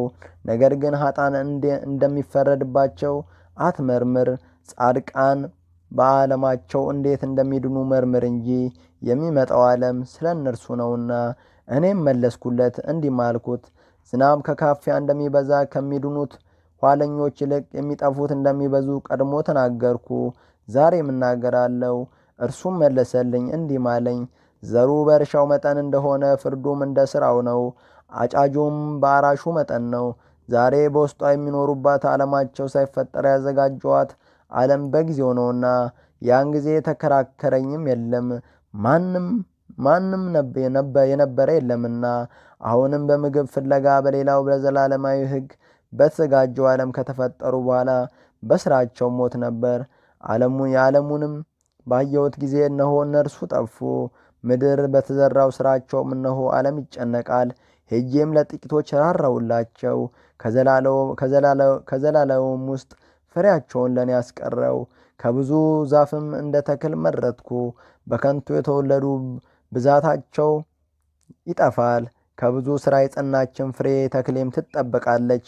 አንተ ግን ዳግመኛ 7 ቀን ብትጾምና ብትጸልይ፣ ግንብ ወዳልተሠራባት ምድረ በዳ ብትሄድና ከእንጨት ፍሬ ብቻ ብትበላ፣ ሥጋም ባትበላ፣ ከእንጨቱም ፍሬ ብቻ በቀርም ወይን ባትጠጣ፣ ወደ ልዑል ሁል ጊዜ ብትጸልይ መጥቼ እነግርሃለሁ አለኝ። አራተኛይቱ ራእይ። ከዚህም በኋላ እግዚአብሔር እንዳዘዘኝ ስሙን አርፋድ ወደሚባል ምድረ በዳ ሄድኩ። በሳር ውስጥ ተቀመጥኩ። የምድረ በዳንም ፍሬ ተመገብኩ። የበላሁትን ያጠግበኝም ነበረ። ከዚህም ከሰባተኛይቱ ቀን በኋላ በሳር ውስጥ ተኝቼ ሳለሁ ልቤ እንደ ቀድሞ ታወከብኝ። አንደበቴንም አቅንቼ በልዑል ፊት እንናገር ጀመርኩ። እንዲህም አልኩ፣ አቤቱ ጌታዬ፣ ዛፍና ሳር በሌሉበት ምድረ በዳ ለአባቶቻችን ፈጽመህ ታያቸው። እንዲህም አልካቸው፣ አንተ እስራኤል ስማኝ፣ ቃሌንም አድምጠኝ። እነሆም እኔ ሕጌን በውስጣችሁ ዘራለሁና በላያችሁም ፍሬን ያፈራልና ለዘላለሙም ትከበሩበታላችሁና። አባቶቻችሁም ሕግን ተቀብለው አልጠበቁም፣ በሥርዓትም አልጸኑም። የሕግን ፍሬ ግን አልጠፋም። የአንተ ገንዘብ ስለሆነ ይጠፋ ዘንድ አይቻልምና፣ ሕግ ያንተ ገንዘብ ስለሆነች በውስጣቸው የተዘራው ተግባራቸው አልጠበቁምና ሕግን ተቀብለው ያልጠበቁ ጠፉ። ምድርን ዘርን ከተቀበለች በኋላ ባሕርም መርከብ በውስጧ ከገባ በኋላ ዕቃም በውስጡ መብልና መጠጥ ከጨመሩበት በኋላ ያን ጊዜ የዚያ የዘሩ የዚያም የመርከቡ የዚያም የመብሉና የመጠጡ ይጠፉ ዘንድ ጊዜው ቢሆን እንደዚሁ የሚጠፋ ይሆናል። ነገር ግን የያዙት ይቀራሉ። ለእኛስ እንደዚሁ አይደለም። ሕግን ተቀበልን የበደልን እኛ እንጠፋለንና የተቀበልነው ልባችን እንዲሁ ነው።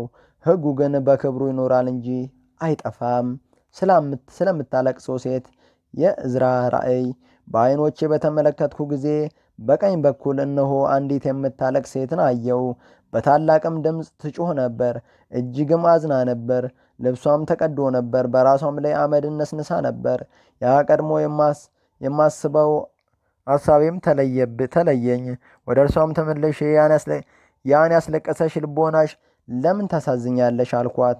እርሷም አለችኝ፣ ጌታዬ ለራሴ አለቅስ ዘንድ በመከራዬ ላይ መከራን እጨምር ዘንድ ተወኝ። ፈጽሜ አዝኛለሁና ልቦናዬም ተጨንቃለችና። እኔም ምን ሆነሻል ንገሪኝ አልኳት። እርሷም አለችኝ፣ እኔ ባሪያ ከጥንት ጀምሮ መካን ነበርኩ። 30 ዓመት ከባሌ ጋር ስኖር ልጅ አልወለድኩም። እኔም በ30ኛው ዘመን ሁል ጊዜ በየጊዜውና በየሰዓቱ በመዓልትና በሌሊት ወደ ልዑል እጸልይ ነበር።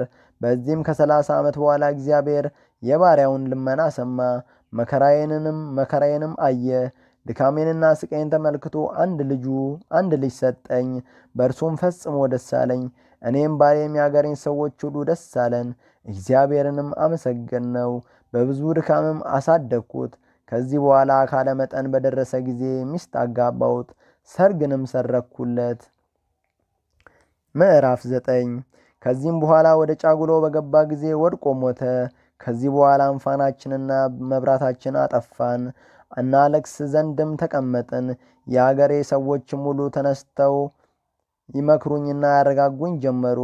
ከዚህም በኋላ እስከ ማግስቷ ቀን ሌሊት ድረስ ዝም አልኩ። ከዚህ በኋላ ሁሉም ዝም ባሉ ጊዜ እኔንም በመምከር በተዉ ጊዜ እኔ ሌሊት ተነስቼ ሸሸው፣ ወደዚህ ምድረ በዳ መጣው። ለዘላለሙ በዚሁ እኖራለሁ እንጂ እንግዲህ ወዲህ ወደ አገሬ እንዳልመለስ ቆረጥኩ። ሁልጊዜ ጾማለሁ፣ እስክሞትም ድረስ አለቅሳለሁ እንጂ እህል አልበላም፣ ውሃም አልጠጣም። ያ የማስበው አሳቤም ተወኝ። እኔም መለስኩላት እንዲህ አልኳት፣ ከሴቶች ሁሉ አንቺ አላዋቂ ነሽ። ያገኘችንን የእኛን ልቅሶ አታይምን? ስለ ሁላችንና ስለ ጽዮን ሁላችን በሐዘን አለን፣ መከራንንም ፈጽመን ተቀበልን። አሁንም በእውነት ታዝኝና ታለቅሽ ዘንድ ይገባሻል። እኛ ሁላችንም ያዘንነንና እኛ ስለ ብዙዎች እናዝናለንና፣ አንቺ ግን ስለ አንዱ ልጅሽ ታዝኛለሽ። ምድርን ጠይቂያት ትነግርሻለችም። በእርሷ ላይም ይህን ያህል ስለተወለዱት ታለቅስ ዘንድ አግባብ ስለ እርሷ ነው። ሁሉን ከጥንት ጀምሮ በእርሷ ላይ ተፈጠሩ። እነሆም ለሌሎች መጥተው ሁሉንም በሙሉ ፈጽሞ ለማጥፋት ወሰዷቸው። እንግዲህ ወዲህ ፈጽሞ ያለቅስ ዘንድ የሚገባው ማን ነው? ይህን ያህል ብዙ የጠፋበት ነውን? ወይንስ አንቺ ስለ አንድ ልጅሽ ታዝኛለሽን? ወይንስ በጻርና በቃር የወለድኩት ልጄን አጥቻለሁ፣ የእኔ ለቅሶ እንደ ምድር ለቅሶ አይደለም ትያለሽን? ምድር ግን ብዙ አሕዛብ ወደ እርሷ እንደመጡ እንደዚሁ ሄዱ። ነገር ግን እንዲሁ እልሻለሁ፣ አንቺ አምጠሽ እንደወለድሽው እንዲሁም ምድር ከጥንት ጀምሮ ከእርሷ ለተፈጠሩ ሰዎች ፈጣሪዋ የሰጣትን ፍሬዋን ሰጠቻቸው። አሁንም ይህን ሐዘንሽን ካንቺ አርቂ፣ ስላገኘችሽ ቅጣትና መከራም ትዕግስተኛ ሁኚ። እግዚአብሔርን ብታመሰግኚው ይረዳሻልና ልጅሽንም በጊዜው ታገኘዋለሽ። በሴቶችም ዘንድ መከራን የታገሰች ትባያለሽ። አሁንም ወደ አገርሽ ግቢ፣ ወደ ባልሽም ሂጂ። እርሷም አለችኝ፣ እንዲህ አላድርግም፣ በዚህ ሞታለሁ እንጂ ወደ አገሬ አልገባም። ዳግመኛም ተናገርኳት፣ እንዲህም አልኳት፣ ይህን ነገር አታድርጊ፣ እሺ በይኝ። ራስሽንም እንደ ጽዮን መከራ አድርጊ፣ ስለ ኢየሩሳሌም ከተማም ተረጋጊ። በቤተ መቅደሳችን እንደፈረሰ መሠዊያችን እንደተሰባበረ አታይምን? ግንናይቱ እንደጠፋ ምስጋናችን እንደቀረ ዘመራ ዘውዳችን እንደወደቀ የመቅረዞቻችን መብራት እንደጠፉ የቃል ታቦት እንደተማረከች ንዋየ ቅዱሳትም እንዳደፈ ስማችን እንደረከሰ ጌቶቻችን እንደተዋረዱ ካህኖቻችን እንደተቃጠሉ ሌዋውያንም እንደተማረኩ ደናግሎቻችንም እንደተገደሉ ሚስቶቻችንም እንደቀሙን ጻድቃኖቻችን እንደጎተቱ ጎልማሶችን እንደተገዙ ወንዶች ልጆቻችን እንደተቀሙ አርበኞቻቸውም እንደደከሙ አታይምን? ከዚህ ሁሉ የሚበልጥ ጽዮን ጠፋች፣ ክብሯን በእርሷ ወጣ። በጠላቶቻችንም እጅ ወደቅን። አንቺ ተይ፣ ልዑልና ኃያል ይቅር ይልሽ ዘንድ በድካምሽ እግዚአብሔር ፈጽሞ ያሳርፍሽ ዘንድ ይህን ሐዘንሽን አርቂ። ከዚህ በኋላ ይህን ስነግራት ድንገት ፊቷ ከፀሐይ ይልቅ በራ፣ መልኳም እንደ መብራቅ አንጸባረቀ። ወደ እርሷ መብረቅንም ፈራ ወደ እርሷ መቅረብንም ፈራው፣ ልቦናዬም ደነገጠብኝ። ከዚህ በኋላ ይህንም እንደሆነ ሳስብ አስደነገጠችኝ። በታላቅም ድምፅ ጮኸች። ከድምፅም የተነሳ ምድር እስክትናወጥ ድረስ ድምጿ እጅግ የሚያስፈራ ሆነ። ባየኋትም ጊዜ እነሆ የከበረችና የታነጸች ከተማ ነበረች እንጂ ሴት አልነበረችም። ታላቅ የሆነ የመሠረቶቿንም ቦታ አየው። ፈርቼም በታላቅ ድምፅ ጮኽኩ፣ እንዲህም አልኩ። አስቀድሞም ወደ እኔ የመጣ መልአኩ ኡሩኤል አንተ እንዴት ነህ? ወዴት ብዙ ምርምር ገባ ዘንድ ፍጻሜም ለጉስቁልና ትሆን ዘንድ ጸሎቴን ለተግዳሮት ይሆን ዘንድ እንዲህ ለምን አደረግከኝ? የራእዩ ትርጓሜ። እኔም እንደዚሁ ስናገር እንሆ ቀድሞ ወደ እኔ የመጣው ያ መልአክ ወደ እኔ መጣ። እንደ ሬሳ ተኝቼ አገኘኝ። አእምሮዬም ከእኔ ጋር አልነበረም። ቀኝ እጄንም ይዞ አጸናኝ፣ ከእግሮቼም አቅንቶ አቆመኝ። መለሰልኝም እንዲህ አለኝ፣ ምን ሆንክ? ምንስ ያስደነግጥሃል? ልብህ ካንተ ጋር ስለምን የለም? እኔም አልኩት፣ አንተ ጥለኸኛል ተለይተኸኛልምና እኔ እንደነገርከኝ ወደዚያ ምድረ በዳ መጣው። ወደዚህ ምድረ በዳ በመጣው ጊዜ እነሆ ማወቅ የማይቻለኝን አየው። እርሱም አለኝ፣ እንግዲህ ስነግር ዘንድ እንደ ሰው ቁም። እኔም አቤቱ ተናገር አልኩት።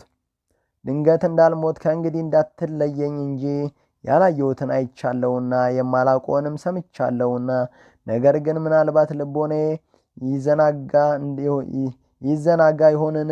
ሰውነቴስ ትጨነቅ ይሆንን? አሁንም አቤቱ በእጅ በለኝ፣ የዚህን ራእይ ትርጉም ለባሪያ ንገረው። እርሱም መለሰልኝ እንዲህ አለኝ፣ ስለምትፈራው ነገር አስተምር ዘንድ ስማኝ። ይህ የተሰወረ ምስጢር ስለሆነ ልዑል እግዚአብሔር ገልጦልሃልና ጽድቅህንም አየ። ስለ ወገኖችም ብዙ ታዝናለህና ስለ ጽዮንም እጅግ ትቆረቆራለህና። ነገሩ ይህ ነው፣ ቀድሞ እንዳልቃሽ ሆና ያያሃት ታረጋጋት ዘንድ የጀመርክ ያቺ ሴት አሁንም አንተ እንዳያሃት ሴት አይደለችም፣ የታነጸች ከተማ ነች እንጂ። ስለ ልጇ መከራ ነግርሃለች። ያቺ ያያሃት ሴት ዛሬ እንደታነጸች ከተማ ሀገር ሆና የምታያት ጽዮን ናት። 30 ዘመን መካን ሆንሁ፣ ያለምንም ያለችም ይህ ነው። የሚያቀርቡት መስዋዕት ሳይኖር ዓለም 3000 ዘመን ኖሯልና። ከ3000 ዓመት በኋላም ሰለሞን ከተማን ሠራ። ያን ጊዜም ቁርባኑን አቀረበ። ያቺም መንካስ ሴት የወለደችው ልጅ ይህም በብዙ ድካም አሳደግኩት ያለች ኢየሩሳሌም የኖረችው ዘመን ነው። ይሄ ልጇ ወደ ጫጉላው በገባ ጊዜ ወድቆ ሞተ። ይህም መከራ አገኘን ያለች የኢየሩሳሌም ጥፋቷ ነው። እነሆ ለልጆቿ እንዴት እንደምታለቅስላቸው ያየሃት፣ አንተም ከመከሯ ታረጋጋት ዘንድ የጀመርካት ያቺ ሴት ኢየሩሳሌም ናት። አሁንም ልዑል እግዚአብሔር ስለ እርሷ በፍጹም ሰውነት እንድታዘን በፍጹም ልቦና እንድትቆረቆር ባየ ጊዜ የደስታዋ ጌጥና የክብሯንም መገለጥ አሳየ። የተሰወረ ምስጢር ነውና። ስለዚህ ነገር ቤት ባልተሰራበት በዚህ በምድረ በዳ ትኖር ዘንድ እነግርሃለሁ። ልዑል እግዚአብሔር ያሳየ ዘንድ ያለውን ሁሉ አውቀዋለሁና። ስለዚህ በግንብ መሠረት ወደሌለበት ወደዚህ ትመጣ ዘንድ እነግርሃለሁ። ልዑል ይገለጥበት ዘንድ ባለው ቦታ የሰው ሥራ ግንብ ሊኖር አይችልምና። አንተ እንግዲህ አትፍራ፣ ልብህንም አይደንግጥ። ገብተህ ብርሃኗንም የግንቧንም ጽናት እይ እንጂ። መስማት የምትችለውን ያህል በጆሮ ስማ። አንተ ከብዙዎች ይልቅ ራስህ ብፁዕ አሰኝተሃልና ለልዑልም ዘንድ እንደ ጥቂቶች ተጠርተሃልና። ዛሬም በዚህ እደር። ልዑል እግዚአብሔር በዓለም በሚኖሩ ሰዎች ላይ በየጊዜው የሚያደርገው ራእይ ነገ በሕልም ያሳይሃል። በዚች ሌሊትም በማግስቱ እንዳዘዘኝ አደረግሁ። ምዕራፍ 10 በንስር አምሳል ያየው 5ኛው ራእይ። ከዚህም በኋላ በማግስቱ ሌሊት ንስር በባህር ሲወጣ በሕልም አየው። ክንፎቹም 12 ናቸው፣ ራሶቹም 3 ናቸው። በክንፎቹም በዓለም ሁሉ ይበራል። የሰማይ ንፋሳትንም ሁሉ ይነፍሱበታል። ደመናትም በእርሱ ይሰበሰባሉ። ከዚያም ክንፎች ራሶች ይበቅላሉ። እነዚያም ራሶች ደቃቅና ታናናሽ ክንፍ ይሆናሉ። ራሶችም ዝም ይላሉ። በእነዚያም ራሶች መካከለኛው ራስ ይበልጣል፣ ነገር ግን ከእነርሱ ጋርም ዝም ይላል። ያም ንስር ምድርን በምድርም የሚኖሩትን ይገዛ ዘንድ በክንፎቹ ይበራል። በሰማይ በታች ያለው ሁሉ ይገዛለት ዘንድ ያን ንስር ከምድር ከተፈጠረው ፍጥረት የሚከራከረው ማንም የለም። ከዚህ በኋላ ያ ንስር ተነሳ፣ በጥፍሮቹም ቆመ፣ በታላቅ ድምፅ ጮኸ። ክንፎቹንም እንዲህ አላቸው፣ በየቦታችሁ ተኙ እንጂ ሁላችሁ እያንዳንዳችሁ በአንድነት አትነሱ። በየጊዜው ትነሳላችሁ። የኋላኛይቱ ራስ በሁሉ ትበልጣለች። ባየሁም ጊዜ የሚወጣ ከሥጋው መካከል እንጂ ከራሱ ውስጥ አይደለም። የእነዚያ ራሶች ቁጥሮችም 8 ናቸው። ከዚህም በኋላ በቀኝ በኩል ክንፍ ወጣ፣ ምድሩንም ሁሉ ገዛ። ከዚህ በኋላ ጥፋቱ በደረሰ ጊዜ ቦታው እስከማይታይ ድረስ እነርሱም ጠፉ። ሁለተኛው መጣ፣ እርሱም ብዙ ዘመን አጽንቶ ገዛ። ከዚህም በኋላ ጥፋቱ በደረሰ ጊዜ እርሱም እንደፊተኛው ጠፋ። ቃልም መጣለት እንዲህም አለው፣ ምድር ይህን ያህል ዘመን አጽንተ የምትገዛ አንተ ንስር ሳጠፋ ይህን የምነግርህን ስማ። ከአንተ በኋላ እንዳንተ የሚጸና የኩሌታንም ያህል የሚገዛ የለም። ሦስተኛውም ወጣ፣ እርሱም እንደ መጀመሪያው አጽንቶ ገዛ። ከዚህ በኋላ እርሱም ጠፋ። ከዚህ በኋላ ዳግመኛ ክንፎቹን ሁሉ ወጡ፣ እያንዳንዳቸውም ገዙ። ዳግመኛም ሁሉም ጠፉ። ከዚህ በኋላ ክንፎቹን አጽንተው ይገዙ ዘንድ የግራ በኩል በየጊዜያቸው ተነሱ፣ ነገር ግን ፈጥነው ጠፉ። ከእነርሱም ውስጥ የተነሱ አሉ፣ ነገር ግን እነርሱም አልተገዙም። ከዚህም በኋላ እነዚህ 12ቱ ክንፎች ጠፉ። እኒያም 2ቱ ራሶች ጠፉ። ዝም ከሚሉ ከ3ቱ ራሶችና ከ6ቱ ራሶቹ በቀር ከዚህ ንስር ወገን የቀረ የለም። ከዚህም በኋላ እነዚያ 6ቱ ራሶች 2ቱ ተለይተው ሄዱ። በኋላ በኩል ባለው ራሱ ውስጥም የተቀመጡ 4ቱ ግን በየቦታቸው ቀሩ። እኚህ 4ቱ ራሶች ግን ይቆሙ ዘንድ እነርሳቸውም ይገዙ ዘንድ ተማከሩ። ከዚህም በኋላ አንዱ ተነስቶ ቆመ፣ ነገር ግን ፈጥኖ ጠፋ። ሁለተኛውም እንዲሁ ከፊተኛው ይልቅ ፈጥኖ ጠፋ። ከዚህ በኋላ የቀሩት እኚህ 2ቱ ተተክተው ይገዙ ዘንድ እንዲሁ ተማከሩ። ከዚህ በኋላ እኚህ ሲማከሩ ዝም ከሚሉት ከ3ቱ ራሶች ከመካከለኛ የሚሆን አንዱ ተነሳ፣ ከእርሱም የሚበልጥ እርሱ ነው። ከእርሱም በኋላ እኚህ 2ቱ ራሶች ከእርሱ ጋር ወሰዳቸው። ያም ራስ አብሮት ካሉት ጋር ተመልሶ ይገዙ ዘንድ የተማከሩ እኚህ 2ቱንም ራሶች ዋጣቸው። ያም ራስ ምድርን ሁሉ ያዛት፣ በውስጧም የሚኖሩትን በብዙ ድካምና መከራ አሰቃያቸው። ከቆሙት ከነዚያ ክንፎች ሁሉ ይልቅ ፈጽሞ ዓለምን ቀማ። ከዚህም በኋላ መካከለኛው ራስ እንደነዚያ ጠፋ፣ 2ቱ ራሶችም ቀሩ። እነርሱም እንዲሁ ምድርንና በውስጧ የሚኖሩትን ገዙ። ከዚህም በኋላ ያ በቀኝ በኩል ያለው ራስ በግራ በኩል ያለውን ዋጠው። ከዱር የወጣ አንበሳ ወደፊት ተመልከት፣ የምታየውንም እወቅ የሚለኝን ቃል ሰማው። ባየሁም ጊዜ እነሆ አንበሳ እያገሳ ከዱር ተነሳ፣ እንደ ሰውም ድምፅ ሲናገር ሰማሁት።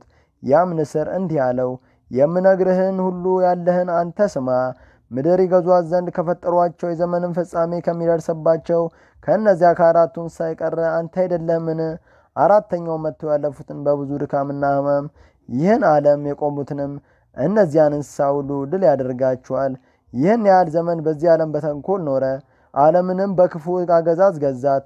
ጻድቃንን ቀምቷቸዋልና፣ ደጋጎችንም በድሏቸዋልና፣ ቅኖችንም ጠልታቸዋልና፣ ሐሰተኞችንም ወዳቸዋልና፣ የጻድቃንንም እንባቸውን አፍስሳቸዋልና፣ ያልበደሉትንም ቅጽራቸውን አፍርሳቸዋልና፣ ኃጢአቱም ወደ ልዑል ደርሳለችና፣ ትዕቢቱም ወደ ኃያል ደርሳለችና፣ ልዑልም የራሱን ሰዎች ተመልክቷቸዋልና፣ እነሆም ዓመቱ ተፈጽሟልና፣ ስለዚህ አንተ ንስር ፈጽመህ ትጠፋለህ። ኃጢአተኞችም በክንፎች ዝንጎች፣ ራሶችም ክፎችም ጥፍሮችና አመፀኛው ሥጋ ይጠፋሉ። ምድርም ከመከራ ሁሉ እፎይ ብላ ካንተ ፈጽማ ታርፍ ዘንድ የፈጣሪዋን ፍርዱንና ቸርነቱን ተስፋ ታደርጋለች። ምዕራፍ 11 ከዚህ በኋላ ፈጣሪ ለዚያ ንስር ይህን ቃል በነገረው ጊዜ የቀረው ያ ራስ ጠፋ። ወደ እርሱ የመጡ እነዚያ ክንፎች ተነሱ፣ እነርሱም ይገዙ ዘንድ ተነሱ፣ በጥፍራቸውም ይታወኩ ነበረ። ከዚህም በኋላ እነርሱ ጠፉ፣ ሥጋቸውም ሁሉ ተቃጠለ። ምድርም ፈጽማ ደነገጠች። እኔም ከብዙ ምርምር የተነሳ ደነገጥኩ፣ በጽኑ ፍርሃትም ነቃው። ልቦናዬም እንዲህ አልኋት፣ የልዑልን ሥራ ስትመረምሪ አንቺ ይህን ሁሉ አደረግሽኝ። ሰውነቴም ደከመች፣ ልቦናዬም እጅግ ተጨነቀች። በብዙ ፍርሃት ተይዤ ምንም ኃይል የለኝም። በዚችም ሌሊት ደነገጥኩ። አሁንም ለዘላለሙ ያጸናኝ ዘንድ ወደ ልዑል እጸልያለሁ። እንዲህ ማልኩ፣ አቤቱ ጌታዬ፣ በዓይኖቼ ፊት ባለሟልነትን ካገኘው፣ በአንተም ዘንድ ራሴን ብፁዕ ካሰኘው፣ ጸሎቴንም በፊት ከደረሰች አድነኝ አጽናኝም። ነፍሴንም ፈጽማ ደስ ይላት ዘንድ የሚያስፈራ የዚህን ሕልም ትርጓሜ ለባሪያ ንገረው። ከኋላ ዘመን የሚደረገውን ነፍሴም ፈጽማ ደስ ይላት ዘንድ የሚያስፈራ የዚህን ሕልም ትርጓሜ ለባሪያ ንገረው። የኋላውን ዘመን የሚያደርገውንም የዓለሙን ፍልፈት ያሳየኸኝ አንተ ብፁዕ አድርገኸኛልና። የራዩ ትርጓሜ። መልአኩም እንዲህ አለኝ፣ ያየኸው የዚህ ዓለም ሕልም ትርጓሜ እንዲህ ነው። ከባሕር ሲወጣ ያየው ያ ንስር ለወንድም ለዳንኤል ለሕልም የታየችው አራተኛው መንግሥት ናት። ነገር ግን ዛሬ ላንተ እኔ ተረጎምኩልህ፣ የእርሱ አልተረጎምኩለትም። እነሆ ዘመን ይመጣል፣ በምድርም በእርሷ አስቀድሞ ከነበሩት መንግሥታት ይልቅ የምታስፈራ መንግሥት ትነሳለች። ከእርሷም 12ቱ ነገሥታት በተከታታይ ይነግሳሉ። ቀጥሎም የሚነግሰውም በዘመኑ በ12ቱ ነገሥታት ፈጽሞ የሚጸና ነው። ያየሃቸው እነዚያ ሁለቱ ክንፎች ትርጓሜያቸው ይህ ነው። ቃል ሲናገር ያየኸው ይህ ከሥጋው መካከል ነው እንጂ ከራሱ የሚወጣ ሁለተኛውም አይደለም። ትርጓሜውም እንዲህ ነው። ከዚህ መንግሥት ወገን መካከል ብዙ ሁከት ይፈጠራል። መንግሥትም ለመውደቅ ትንገዳገዳለች፣ ነገር ግን ጸንታ ትኖራለች እንጂ ያን ጊዜ አትወድቅም። በክንፎቹ ራሶች ሲወጡ ያየኸው ይህ ትርጓሜው እንዲህ ነው። 8ቱ ነገሥታት በእርሷ ይነግሳሉ። ዘመናቸውም የከፋ ወራታቸውም ያጠረ ይሆናል። በእነርሱም 2ቱ ግን በዘመናቸው መካከል ፈጥነው ይጠፋሉ። ነገር ግን 4ቱ መንግሥታት የሚጠፉበት ጊዜ እስኪደርስ ድረስ ይጠበቃሉ። 2ቱም ለብዙ ዘመን ይጠበቃሉ። ዝም ብለው ያየሃቸው እነዚያ 3ቱ ራሶችም ትርጓሜው እንዲህ ነው። ልዑል በኋላ ዘመን 3 ነገሥታት ያስነሳል። በውስጧም ብዙውን ያድሳሉ። ምድርንም ያሰቃዩዋታል። በውስጧም የሚኖሩትንም በእነርሱ በፊት በነበሩት ሁሉ ይልቅ እጅግ ታሰቃያችኋለች። ስለዚህም የንስሩ ራሶች ተባሉ። እነርሱ የመንግሥት መጀመሪያዎች የመንግሥትም መጨረሻዎች ናቸውና። ይህም ሲጠፋ ያየኸው አንዱ ታላቅ ራስ በታላቅ ጻር ተጨንቆ በመኝታው የሚሞት ከእነርሱ አንዱ ነው። የቀሩት እነዚያ 2ቱ ግን በጦር ይሞታሉ። አንዱ ኋላኛውም በጦር ይሞታሉ። በቀኝ በኩል ወዳለው ራሱ የሚሄዱት እነዚያ ያያሃቸው 2ቱ ራሶች ትርጓሜው እንዲህ ነው። ልዑል በኋላ ዘመን የጠበቃቸው መጀመሪያው ጥፋት የሚደረግባቸው ናቸው። አንተ እንዳየኸው ብዙ ጸብ ይደረጋል። ከዱር እያገዛ ሲወጣ ያንንም ንስር ከሰማኸው ሁሉ ነገር ሲናገረውና ከኃጢአት ሁሉ ሲዘልፈው ያየው ይህ አንበሳም ልዑል በኋላ ዘመን የጠበቀው ከዳዊትም ወገን የሚወለደው ነው። መጥቶም ኃጢአታቸውን ይነግራቸዋል፣ ስለ በደላቸውም ይዘልፋቸዋል፣ በፊታቸውም ፍዳቸውን ይገልጥባቸዋል። በሕይወት ሳሉ አስቀድሞ ለፍርድ ያቆማቸዋል፣ ከዘለፋቸውም በኋላ ያን ጊዜ ያጠፋቸዋል። ትሩፋቱንና ግን በቸርነቱ በከበረ አውራጅ ይቤዣቸዋል። አስቀድሜም የነገርኩ የፍርድ ቀን እስኪደርስ ድረስ ደስ ያሰኛቸዋል። ያየኸው ሕልም ይህ ነው። ትርጓሜው እንደዚህ ነው። ልዑል ይህን ምስጢር አንተ ብቻ እንድታውቀው አደረገልህ። ነገር ግን ይህን ያየውን ሁሉ ጻፈው፣ በተሰወረ ቦታም አኑረው። ይህን ምስጢር በልቦናቸው ለመጠበቅ እንዲቻላቸው አንተ ለምታውቃቸው ለጠቢባን አስተምራቸው። አንተ ግን ልዑል ሊያሳይ የሚወደውን ታይ ዘንድ ዳግመኛ 7 ቀን በዚያ ተቀመጥ።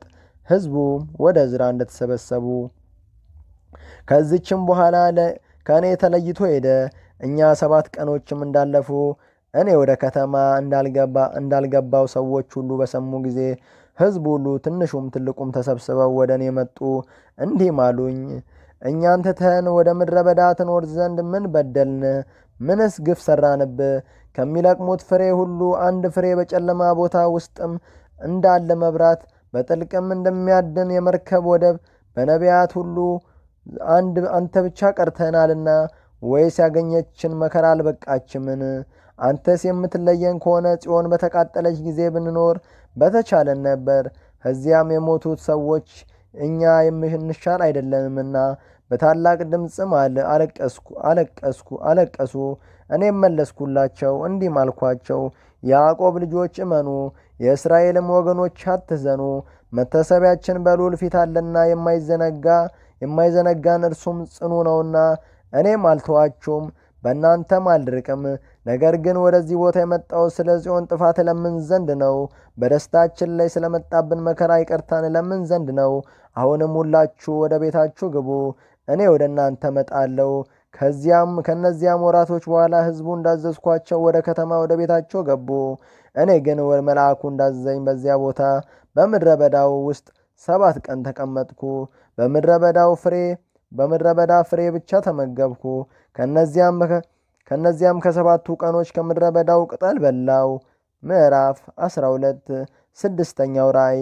ከዚህም ከ7ኛው ቀን በኋላ በሌሊት ሕልም አየው። እነሆ ጽኑ ንፋስ በባህር ሲወጣ አየው። ማዕበሎቹም ሁሉ ታወኩ። ያም ንፋስ በሰው አምሳል በባህሩ ሲወጣ አየው። ከዚህም በኋላ ያ ሰው በሰማይ ደመናዎች ጋር ወጣ።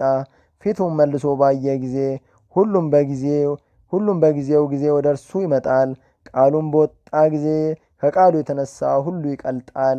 ቃሉን የሰሙት ሁሉም አደሮ ማር እንደ እሳት በቀረበ ጊዜ እንደሚቀልጥ ይቀልጣሉ። ከዚህ በኋላ ቁጥር የሌላቸው ብዙ ሰዎች ከባህር የወጣ ይህን ሰው ይዋጉት ዘንድ ከአራቱም ማዕዘን ሲሰበሰቡ አየው። ከዚህም በኋላ ታላቅ ተራራን ሠራ፣ በላዩም ተቀመጠ። ያም ተራራ የተሠራበትን ላውቅ ወደድኩ፣ ነገር ግን አልቻልኩም። ከዚህም በኋላ ይጣሉት ዘንድ የተሰበሰቡት ሁሉ ፈጽሞ ፈሩት፣ ነገር ግን ይዋጉት ዘንድ ደፈሩ። ከዚህም በኋላ በከበቡት ጊዜ ወደ እርሱ በመጡ ጊዜ እጁን ከእነርሱ ላይ አነሳም። ጦርን ወይም ማናቸውንም የጦር መሳሪያ አላነሳም። ከአፉ የእሳት ማዕበልን፣ ከከንፈሩም የእሳት ነበልባልን፣ ከአንደበቱም የእሳት ፍምን እንደ ጥቅል ንፋስ አወጣ እንጂ።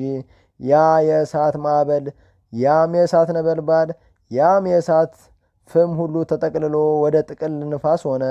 ሊገድሉት በከበቡት በእነዚያ በብዙዎች ላይም ወረደ። በአመዳቸውም ትቢያና ከቀጠሏቸው ጢሶስ በቀር ከእነርሱ የተረፈ እስከማይኖር ድረስ ሁሉም አቃጠላቸው። ከዚህም በኋላ ደንግጬ ነቀው። ከዚህም በኋላ ያን ሰው ከዚያ ተራራ ሲወርድ አየሁት። ለእርሱ የሚስማሙ ብዙዎች ለሌሎችም ወደ እርሱ ጠራ። ብዙ ሰዎችም ወደ እርሱ መጡ። ከእርሱ ጋር ደስ ያላቸው ነበሩ፣ ከእርሱም ጋር ያዘኑ ነበሩ። ከእነርሱም እስረኞች ነበሩ። ከዚህ በኋላ ይህ ሁሉ በደረሰብኝ ጊዜ ደንግጬ ነቃው። ወደ ልዑልም ጸለይኩ፣ እንዲህም አልኩ፣ ቀድሞ አንተ ይህን ጌትነትን ለባሪያ አሳይኸው፣ ጸሎቴንም ትሰማ ዘንድ አደረክልኝ። አሁንም የዚህን የሕልሜን ትርጓሜ ዳግመኛ ንገረኝ። ነገር ግን እኔስ እንደምጠራጠረው በእነዚያ ወራቶች ለሚኖሩ ሰዎች ወየውላቸው፣ ይልቁንም ላልነበሩት ወየውላቸው። በኋላ ዘመን የሚቆያቸውን ገና ያልደረሳቸውን ባለማወቅ ያዝናሉና፣ ላሉት ግን ፈጽሞ ስላወቁት ነው። ስለዚህም ወየውላቸው።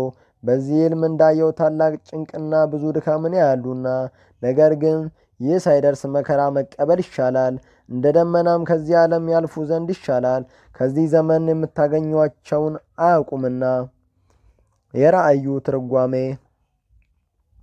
እርሱም መለሰልኝ እንዲህም አለኝ፣ የዚህን የሕልም ትርጓሜ እነግርሃለሁ፣ ይህን ያልከኝን እተረጉምልሃለሁ።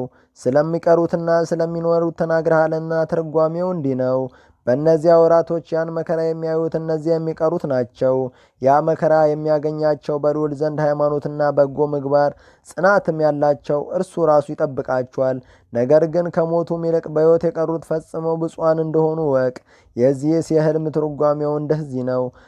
ከባሕር ሲወጣ ያየው ይህ ሰው ዓለሙን ሁሉ በእርሱ ያድን ዘንድ ለኋላው ዘመን ልዑል የጠበቀው ይህ ነው። እርሱም የተረፉትን በሥርዓት ያኖራቸዋል። እንደ ጥቅል ንፋስ ካፉ በእሳት ነበልባል የእሳት ፍም ሲወጣ ያየኸው ጦሩን ወይም የጦር መሳሪያውን ያላነሳ ግን የከበቡትን ሊገድሉት የመጡትን እነዚያን ብዙዎች ያጠፋቸው። ትርጓሜው እንዲህ ነው። በምድር የሚኖሩት ልዑል የሚድንበት ዘመን ይመጣል። ልዑል የሚያድንበት ዘመን ይመጣል። ያን ጊዜ እርስ በርሳቸው ይወነጃጀላሉ። ከተማ በከተማ ጋር፣ ገጠር ከገጠር ጋር፣ ሕዝብ ከሕዝብ ጋር፣ መንግሥትም ከመንግሥታት ጋር ይዋጋሉ። ይህም በተደረገ ጊዜ ቀድሞ ያሳየው ምልክቱ በደረሰ ጊዜ ያን ጊዜ ከባሕር ሲወጣ ያየኸው ያ ሰው ይገለጣል። አሕዛብም ሁሉ ቃሉን በሰሙ ጊዜ ሀገሮቻቸውን እርስ በርሳቸው የሚጣሉበት ጠባቸውን ይተዋሉ። ቁጥር የሌላቸው ሰዎች እንዳያሃቸው መጥተው ሊገድሉት ወደው በአንድነት በዝተው ይሰበሰባሉ። እሱ ግን በጽዮን ተራራ ራስ ይቆማል። ያለ ሰው እጅ የተፈጠረው ተራራ ሲወጣ እንዳየው ጽዮን ትመጣለች። ተዘጋጅታና ተሰርታም ለሁሉም ትታያለች። እንደ አውሎ ንፋስም የሆኑ አሕዛብና በኃጢአታቸው የሚዘልፋቸው እርሱ ወልድ ነው። የሥራቸውንም ክፋት በፊታቸው ይገልጥባቸዋል። እንደ እሳት ነበልባል የሆኑትም በጽኑ የሚሰቃዩበትን ይገልጣል። እንደ እሳትም የሆኑትም ያለ ድካም ከኃጢአታቸው ጋር ያጠፋቸዋል።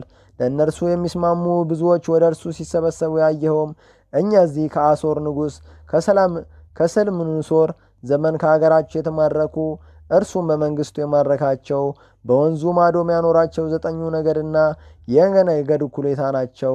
ተመልሰውም ሌላ ሆኑ። የወገናቸው ነገር ይተዉ ዘንድ የሰው ወገን ወደማይኖርበት ሀገርም ይሄዱ ዘንድ እነርሱ ራሳቸው ይችን ምክር አወጧት። በአገራቸውም ያልጠበቁትን ሕግ ይጠብቁ ዘንድ መግቢያው ጠባብ ወደሆነ ወደ ኤፍራጥስ ገቡ። ያን ጊዜም ልዑል ታምር አደረገላቸው። የወንዙም ምንጭ እስኪያልፉ ድረስ አቆመላቸው። ሀገሩ ግን ዓመት ከመንፈቅ ያስኬዳል። የሀገሩም ስም አዛፍ ይባላል።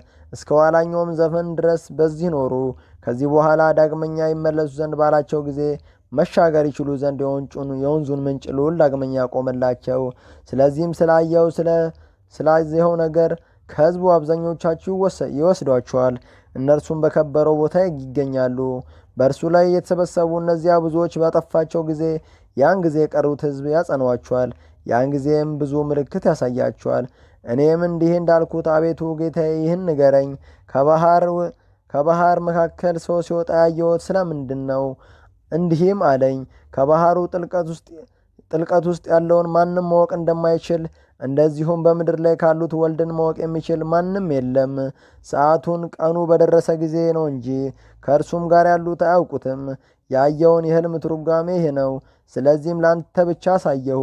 ግዳጅን ትተህ የኔን ግዳጅ ተከትለሃልና ሕጌንም ፈልገሃልና ሕይወትንም ለእውቀት ተዘጋጅታልና ጥበብንም እናት አድርጋታልና ስለዚህ ይህን ገለጥኩልህ። ዋጋ በልዑል ዘንድ አለና ከእንግዲህ ወዲህ ከጥቂት ቀን በኋላ ና የምነግርህ ሌላ ነገር አለና ድንቅንም እተረጉምልሃለሁ። በየጊዜው ስለሚደረገው ስለ ድንቅ ሥራውም እግዚአብሔርን አመሰግነውና አከብረውም ዘንድ ወደ ምድረ በዳ አልፌ ሄድኩ። ዘመኖቹን ያዘጋጇቸውና ይህንም በየዓመቱ ያደርገዋቸዋልና በዚህም 3 ቀን ተቀመጥኩ። ምዕራፍ 13 7ኛው ራእይ። በ3ኛው ቀን በዛፍ ስር ተቀምጬ ሳለሁ ከዚያች ዛፍ ፊት ለፊት ቃል መጣ። እዝራ ብሎ ጠራኝ። እኔም እነሆኝ ጌታ ሆይ አልኩ። ተነስቼም ቆምኩ። እርሱም እንዲህ አለኝ፣ ለሙሴ ፈጽሜ ታየሁት። ወገኖቼን ለግብፅ በተገዙ ጊዜ ጳጦስ በሚባል እንጨት ስር ተናገርኩት፣ ላኩትም። ወገኖቼን ከግብፅ አወጧቸው። ሙሴንም ወደ ደብረ ሲና ወሰድኩት። ብዙ ቀንም በእኔ ዘንድ አኖርኩት። ብዙ ድንቅን ነገርኩት። የዘመናትን ምስጢር አሳየሁት። ኋላኛውንም ዘመን ነገርኩት። ይህን ነገር ተናገር፣ ይህንንም ነገር ሰውር ብዬ አዘዝኩት። አሁንም ላንተ እልሃለሁ፣ የነገርኩህን ነገር ታውቅ ዘንድ ያየውንም ሕልም የሰማሁንም ትርጓሜ በልቦና ጠብቀው፣ ከሰው ለይተው ይወስዱሃልና። ከዚህም በኋላ ዓለም እስኪያልፍ ድረስ እንዳንተ ያሉት ባሉበት ቦታ ከልጆቼ ጋር ትኖራለህ። የዓለም የጎልማሳነቱ ወራት አልፏልና ዘመኑም አርጅቷልና ዓለም ለ10 ክፍል ተከፍሏልና እስከ 10ም ድረስ ደርሷልና የ10ኛው እኩሌታ ቀርቷልና አሁን ግን ቤትን አዘጋጅ፣ አዘንተኞቻቸውም ደስ አሰኛቸው፣ አዋቆቻቸውም ልብ አስደረጋቸው። እንዲህ የምታልፍ ሕይወትንም ተዋት፣ ሟቲ ሐሳብንም እንዲህ ተወው። የሰው ሸክምንም ከላይ ላይ ጣል፣ የሚሞት ሐሳብንም ተው፣ የማይሞተውንም ልበስ። እንግዲህ ወዲህ ከዚህ በኋላ ትሸጋገር ዘንድ አፍጥን። ያች ያየሃት ከዛች ዛፍ ደርሳለችና እንግዲህ ወዲህ ከእሷ የምትከፋ ዳግመኛ ትደረጋለችና። ዓለም እያረጀና እየደከመ በሚሄድ መጠን እንዲሁ በውስጡ የሚኖሩ ክፋታቸው ትበዛለችና እውነትም ትጠፋለችና ሐሰትም ትጸናለችና። ይህ ያየውን ንስር ይደርስ ዘንድ ይቸኩላልና። እኔም መለስኩለት እንዲህ አልኩት፣ እንግዲህ ወዲህ በፊትህ እናገራለሁ። አቤቱ እኔ እሄዳለሁ፣ እንዳዘዝከኝም ዛሬ ያሉትን ሕዝብ አስተምራችኋለሁ። እንግዲህ ወዲህ ዳግመኛ የሚወለዱትን ማን ያስተምራችኋል? ዓለም በጨለማ ውስጥ አለና በውስጡ ለሚኖሩም ብርሃን የላቸውም። ኦሪትም ተቃጥላለችና የሰራኸውንም ትሠራውም ዘንድ ያለህን የሚያውቅ የለምና በፊትህ በባለሟልነትን ካገኘው ቅዱስ መንፈስን ላክልኝ። እኔም ሰው የሕይወት መንገድን ማግኘት ይችል ዘንድ ሊኖሩ የሚወዱ ሰዎች ይድኑ ዘንድ ከጥንት ጀምሮ በዓለም የሆነውን ሁሉና በኦሪትም ውስጥ ተጽፎ ያለውን እጽፋለሁ። እርሱ መለሰልኝ እንዲህ አለኝ፣ ሄደ ወገኖችን ሰብስባቸው፣ እስከ 40 ቀን ድረስ እንዳይፈልጉ ንገራቸው። አንተ ግን ብዙ ብራና አዘጋጅ። ለአንተም ጋር ሶርያን፣ ድርቢያን፣ ሰላሚያን፣ ኢቀንያን፣ አሳሄልን እኚህን 5ቱን ሰዎች ውሰዳቸው።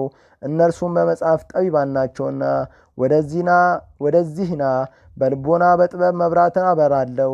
ትጽፍም ዘንድ ያለህን ነገር ሁሉ እስክትጨርስ ድረስ እንግዲህ አጠፋም። በጨረስክ ጊዜ ግልጥ የምታደርገው አለ፣ የምትሰርውረውም አለ። ለአዋቂዎችም ለጠቢባንም ትሰጣችኋለ። ነገ በዛ ትጽፍ ዘንድ ትጀምራለ። እንዳዘዘኝም ሄጄ ሕዝቡን ሁሉ ሰበሰብኩ፣ እንዲህም አልኳቸው፣ እስራኤል ይህን ነገር ስሙ። አባቶቻችሁ ቀድሞ በግብፅ ምድር ኖሩ፣ ከዚያችም ተቤዣቸው። የሕይወትንም ሕግ ተቀበሉ፣ ግን አልጠበቁም። ከእነርሱም በኋላ ያላችሁት እናንተ ከዳችሁት። ምድረ ርስትንም ሰጠን፣ የጽዮንንም ምድር አወረሰን። እናንተ ግን አባቶቻችሁም ከዳችሁት፣ እርሱንም መበደል አልተዋችሁም። ባዘዛችሁ የልዑልም መንገድ አልጠበቃችሁም። እርሱ እውነት ፈራጅ ነው። በጊዜው የሰጣችሁን ቀማችሁ። አሁንም እናንተ በዚህ አላችሁ። ወንድሞቻችሁ ግን ከእናንተ ተለይተው በውስጥ ናቸው። ልቦናችሁንም ያስገዛችሁት ሕሊናችሁንም የገሳችሁት እንደሆነ ሕይወታችሁንም የጠበቃችሁት እንደሆነ አትሞቱም። ከሞት በኋላ ፍርድ ይመጣልና እኛንም በሕይወት አያኖርምንምና። ያን ጊዜም የጻድቃን ስማቸው ይገለጣል፣ የኃጥአን ሥራቸው ይገለጣል። ከእናንተ ወደ እኔ የሚመጣ አይኑር።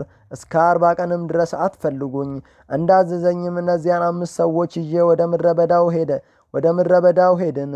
በዚያም ተቀመጥን። በማግስቱም ቃል መጣ።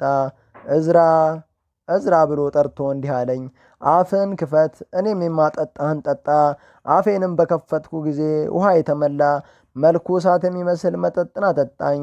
ተቀብዬም ጠጣሁት። ልቦኔም ፈጽሞ እውቀትን ተናገረ። እውቀትንም በልቦኔ በዛ። ነፍሴም ትጠብቀዋለች ታስበዋለችም። አፌም ተከፈተ። ከዚህም ወዲያም ዝም አላለም።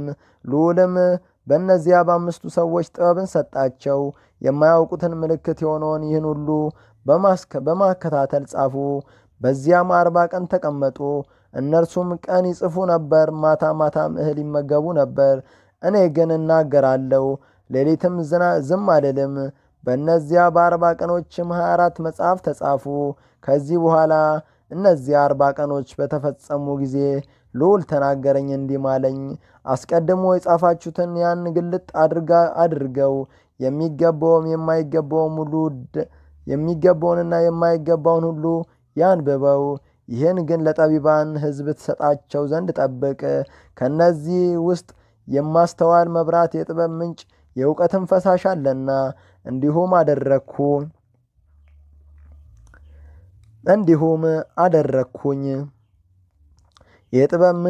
የጥበብ ምንጭ የእውቀትም ፈሳሽ አለና እንዲህ አደረግኩ። በአራተኛው ዓመት ከዓመቱ ሱባኤያት በአምስተኛው ሱባኤ በፍጥረታት ዓለም በኋላ ለ5000 ዓመታት ጨረቃ ሰርክ ባደረገች በ10ኛው ቀን በ3ኛው ወር በ91 ቀናት ያን ጊዜ ይህን ሁሉ ከጻፈ በኋላ ዕዝራን ይዘው ወደ እርሱ ያሉ ሰዎች ወዳሉበት ሀገር ወሰዱት። እርሱም እስከ ዘላለም ድረስ የልዑል የጥበቡ ጸሐፊ ተባለ። የዕዝራ መጽሐፍ ተፈጸመ። ለእግዚአብሔር ክብር ምስጋና ይግባው ዛሬም ዘወትርም እስከ ዘላለም ድረስ። እንግዲህ ይህን ጥልቅ መጽሐፍ ባለችን ሰዓት እግዚአብሔር በፈቀደ መልኩ ለመመልከት ሞክረናል። የተለያዩ ነገሮች አሉ የተመለከትናቸው። በዚህ በዕዝራ ሱቱኤል መጽሐፍ ውስጥ እጅግ ድንቅና በጣም ጥልቅ አስተማሪ የሆነ ነገርን ተምረንበታል። ከሱም በዘለለ አሁን ስላለው ስለ ዓለም እንቅስቃሴ ድረስ የሚያመለክት እንዲሁም የሰው ልጅ ከሞተ በኋላ በሰማይ ለፍርድ በሚሄድበት ጊዜ ምን ነገሮች እንደሚገጥሙት፣ የኃጥአንና የጻድቃን ነፍስ በምን መልኩ እንደሚገመገሙ፣ ኃጥአን ወዴት እንደሚሄዱ፣ ጻድቃን እንዲሁ ወዴት እንደሚሄዱ፣ ለስንት ቀን በገነት እንደሚያዩ፣ ስንት ቀንስ እንደሚመለከቱ ስርዓቶች 7 ስርዓቶች አሉ።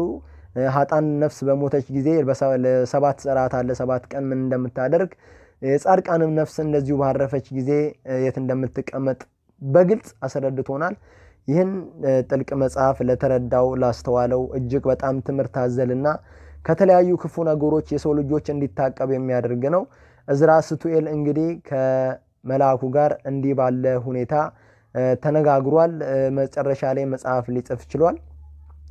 ዕዝራ ብዙ ጥያቄ ይጠይቅ ነበር። አሁን ሰዎች ሆነን ሳለን ልንጠይቅ የምንችላቸውን ነገሮች ይጠይቅ ነበር።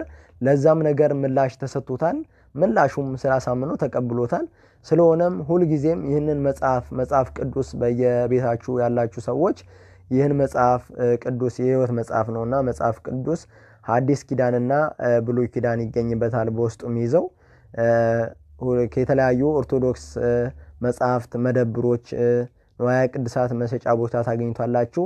ለዚህ ብላችሁ ሳይሆን የእግዚአብሔርን ቃል ለማወቅ፣ የእግዚአብሔርን ቃል ለመማር፣ ሕጉን ለመጠበቅ እንዲሁም ስታዝኑ እንድትጽናኑ፣ ስታጠፉ እንድትመለሱበት የሚያደርግ ታላቅ የሕይወት መጽሐፍ እግዚአብሔር አምላካችን ተጽፎ በየሁሉም ዓለም እንዲዳረስ አድርጎልናልና በኋላው ካለው የጥፋት እንዲሁም ከፍርድ ለመዳን በኋላ ተጠያቂ ላለመሆን መጽሐፍ አልተጻፈልኝም እንዳንልና እንዳንዋሽ አሁን በዓለም ተበትኖ የሚገኘውን ይህን ታላቅና ትልቅ ቅዱስ ገናና የእግዚአብሔርን ቃል የያዘውን መጽሐፍ ሁላችንም ገዝተን በቤታችን በማስቀመጥ ልናነበውና ልንተጋበት ይገባል።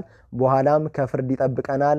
ከተለያዩ ከክፉ መናፍስቱም እንዴት አድርገን ማሸነፍን እንደምንቀዳጅ፣ እንዴት አድርገን አምላካችን ልዑል እግዚአብሔርን ማመስገን እንዳለብን፣ እንዲሁ ለጌታችን ሕግና ትእዛዛት ምን ይላል እንዴት ስንጠብቀዋለን የሚለውን ነገር እንዴት ማወቅ እንዳለብን የሚገልጽ የሕይወት መጽሐፍ ስለሆነ ሁላችንም ከጉያችን አንለየው እላችኋለሁ። እርግጥ ዓለም ላይ ስንኖር የተለያዩ መንቀሳቀሶች አሉ። የተለያዩ ስራም ሊያደክመን ይችላል። ነገር ግን ጊዜ አናጣም። የሆነ ጊዜ ስናገኝ እንደምንም ብለን ይህን መጽሐፍ ተግተን ልናነበው ይገባል። ከጥፋታችን ይመልሰናል። እንዳልኳችሁ ሁሉንም ነገር የነፍሳችን ረሃብ የሚያጠግብ ታላቅና ገናና መጽሐፍ ስለሆነ ሁላችንም ይህን መጽሐፍ በቤታችን ሊኖረን ይገባል። ስለሆነም ከዛሬዋ ቀን ጀምራችሁ ይህንን የመጽሐፈ ዕዝራ ሱቱኤል የሰማችሁ ሰዎች ከዛሬዋ ዕለት ጀምራችሁ ይህን መጽሐፍ ቅዱስ ከቤታችሁ እንዳታጡ በልዑል እግዚአብሔር ስም አሳስባችኋለሁ። እግዚአብሔር አምላካችን አስተምሮናል፣ ይገስጸናል፣ በተለያየ መልኩ ሊመልሰን እጅጉን ይተጋል። እኛ ኃጢአት ስንሰራ በትዕግስቱ የተነሳ ዝም ይለናል። በቸርነቱ ላይ በሌላ መንገድ ሊያስተምረን ይሞክራል። እንደ አምላካችን ያለ ቸርና ገናና ታላቅ ሩሩ ደግ መጋቢ አምላክ ከቶ ስለማናገኝ ሁሌም አምላካችን እግር ስር እንውደቅና በጸሎት እንጠይቀው። የሚያስፈልገን ነገር በሙሉ ያሟላልና። ስለሆነም ያስተማረን የገሰጸን የአባቶቻችን አምላክ ልዑል እግዚአብሔር የተመሰገነና ከፍ ያለ ይሁን። እንዲሁም ለእመቤታችን ለቅድስት ድንግል ማርያም ክብር ምስጋና ይሁን። እንዲሁም ለቅዱሳን ጻድቃን ለቅዱሳን መላእክት እንደየማረጋቸውና እንደየወገናቸው ክብር ምስጋና ለስማቸው ይሁን። አምላካችን እግዚአብሔር ሀገራችንን ኢትዮጵያ ሕዝቦቿን አብዝቶ እጅግ ይባርክ ይቀድስ። ሀገራችን ኢትዮጵያ ከተጋረጠባት መከራ ከተጋረጠባት ችግር እንዲሁ እንዲጠብቀን አምላካችን እግዚአብሔር ስማችንን በተከበረውና በተቀደሰው በዘላለማዊ መጽሐፍ ላይ ስማችንን እንዲከትብልን እንዲያስቀምጥልን የሱ መልካም ፍቃድ ይሁንልን። አምላካችን እግዚአብሔር ከክፉ ነገር ሁሉ ይሰውረን፣ ክፉ መናፍስቱንም እንዲሁ ገድሎ ወደ ጥልቁ ይሰርልን። አምላካችን እግዚአብሔር ዘላለም እስከ ዘላለም ድረስ የተመሰገነና ስሙ ከአጽናፍ ዓለም እስከ አጽናፍ ዓለም የተወደሰ ይሁን። ቸር ሰንብቱልኝ፣ ቸር ዋሉልኝ።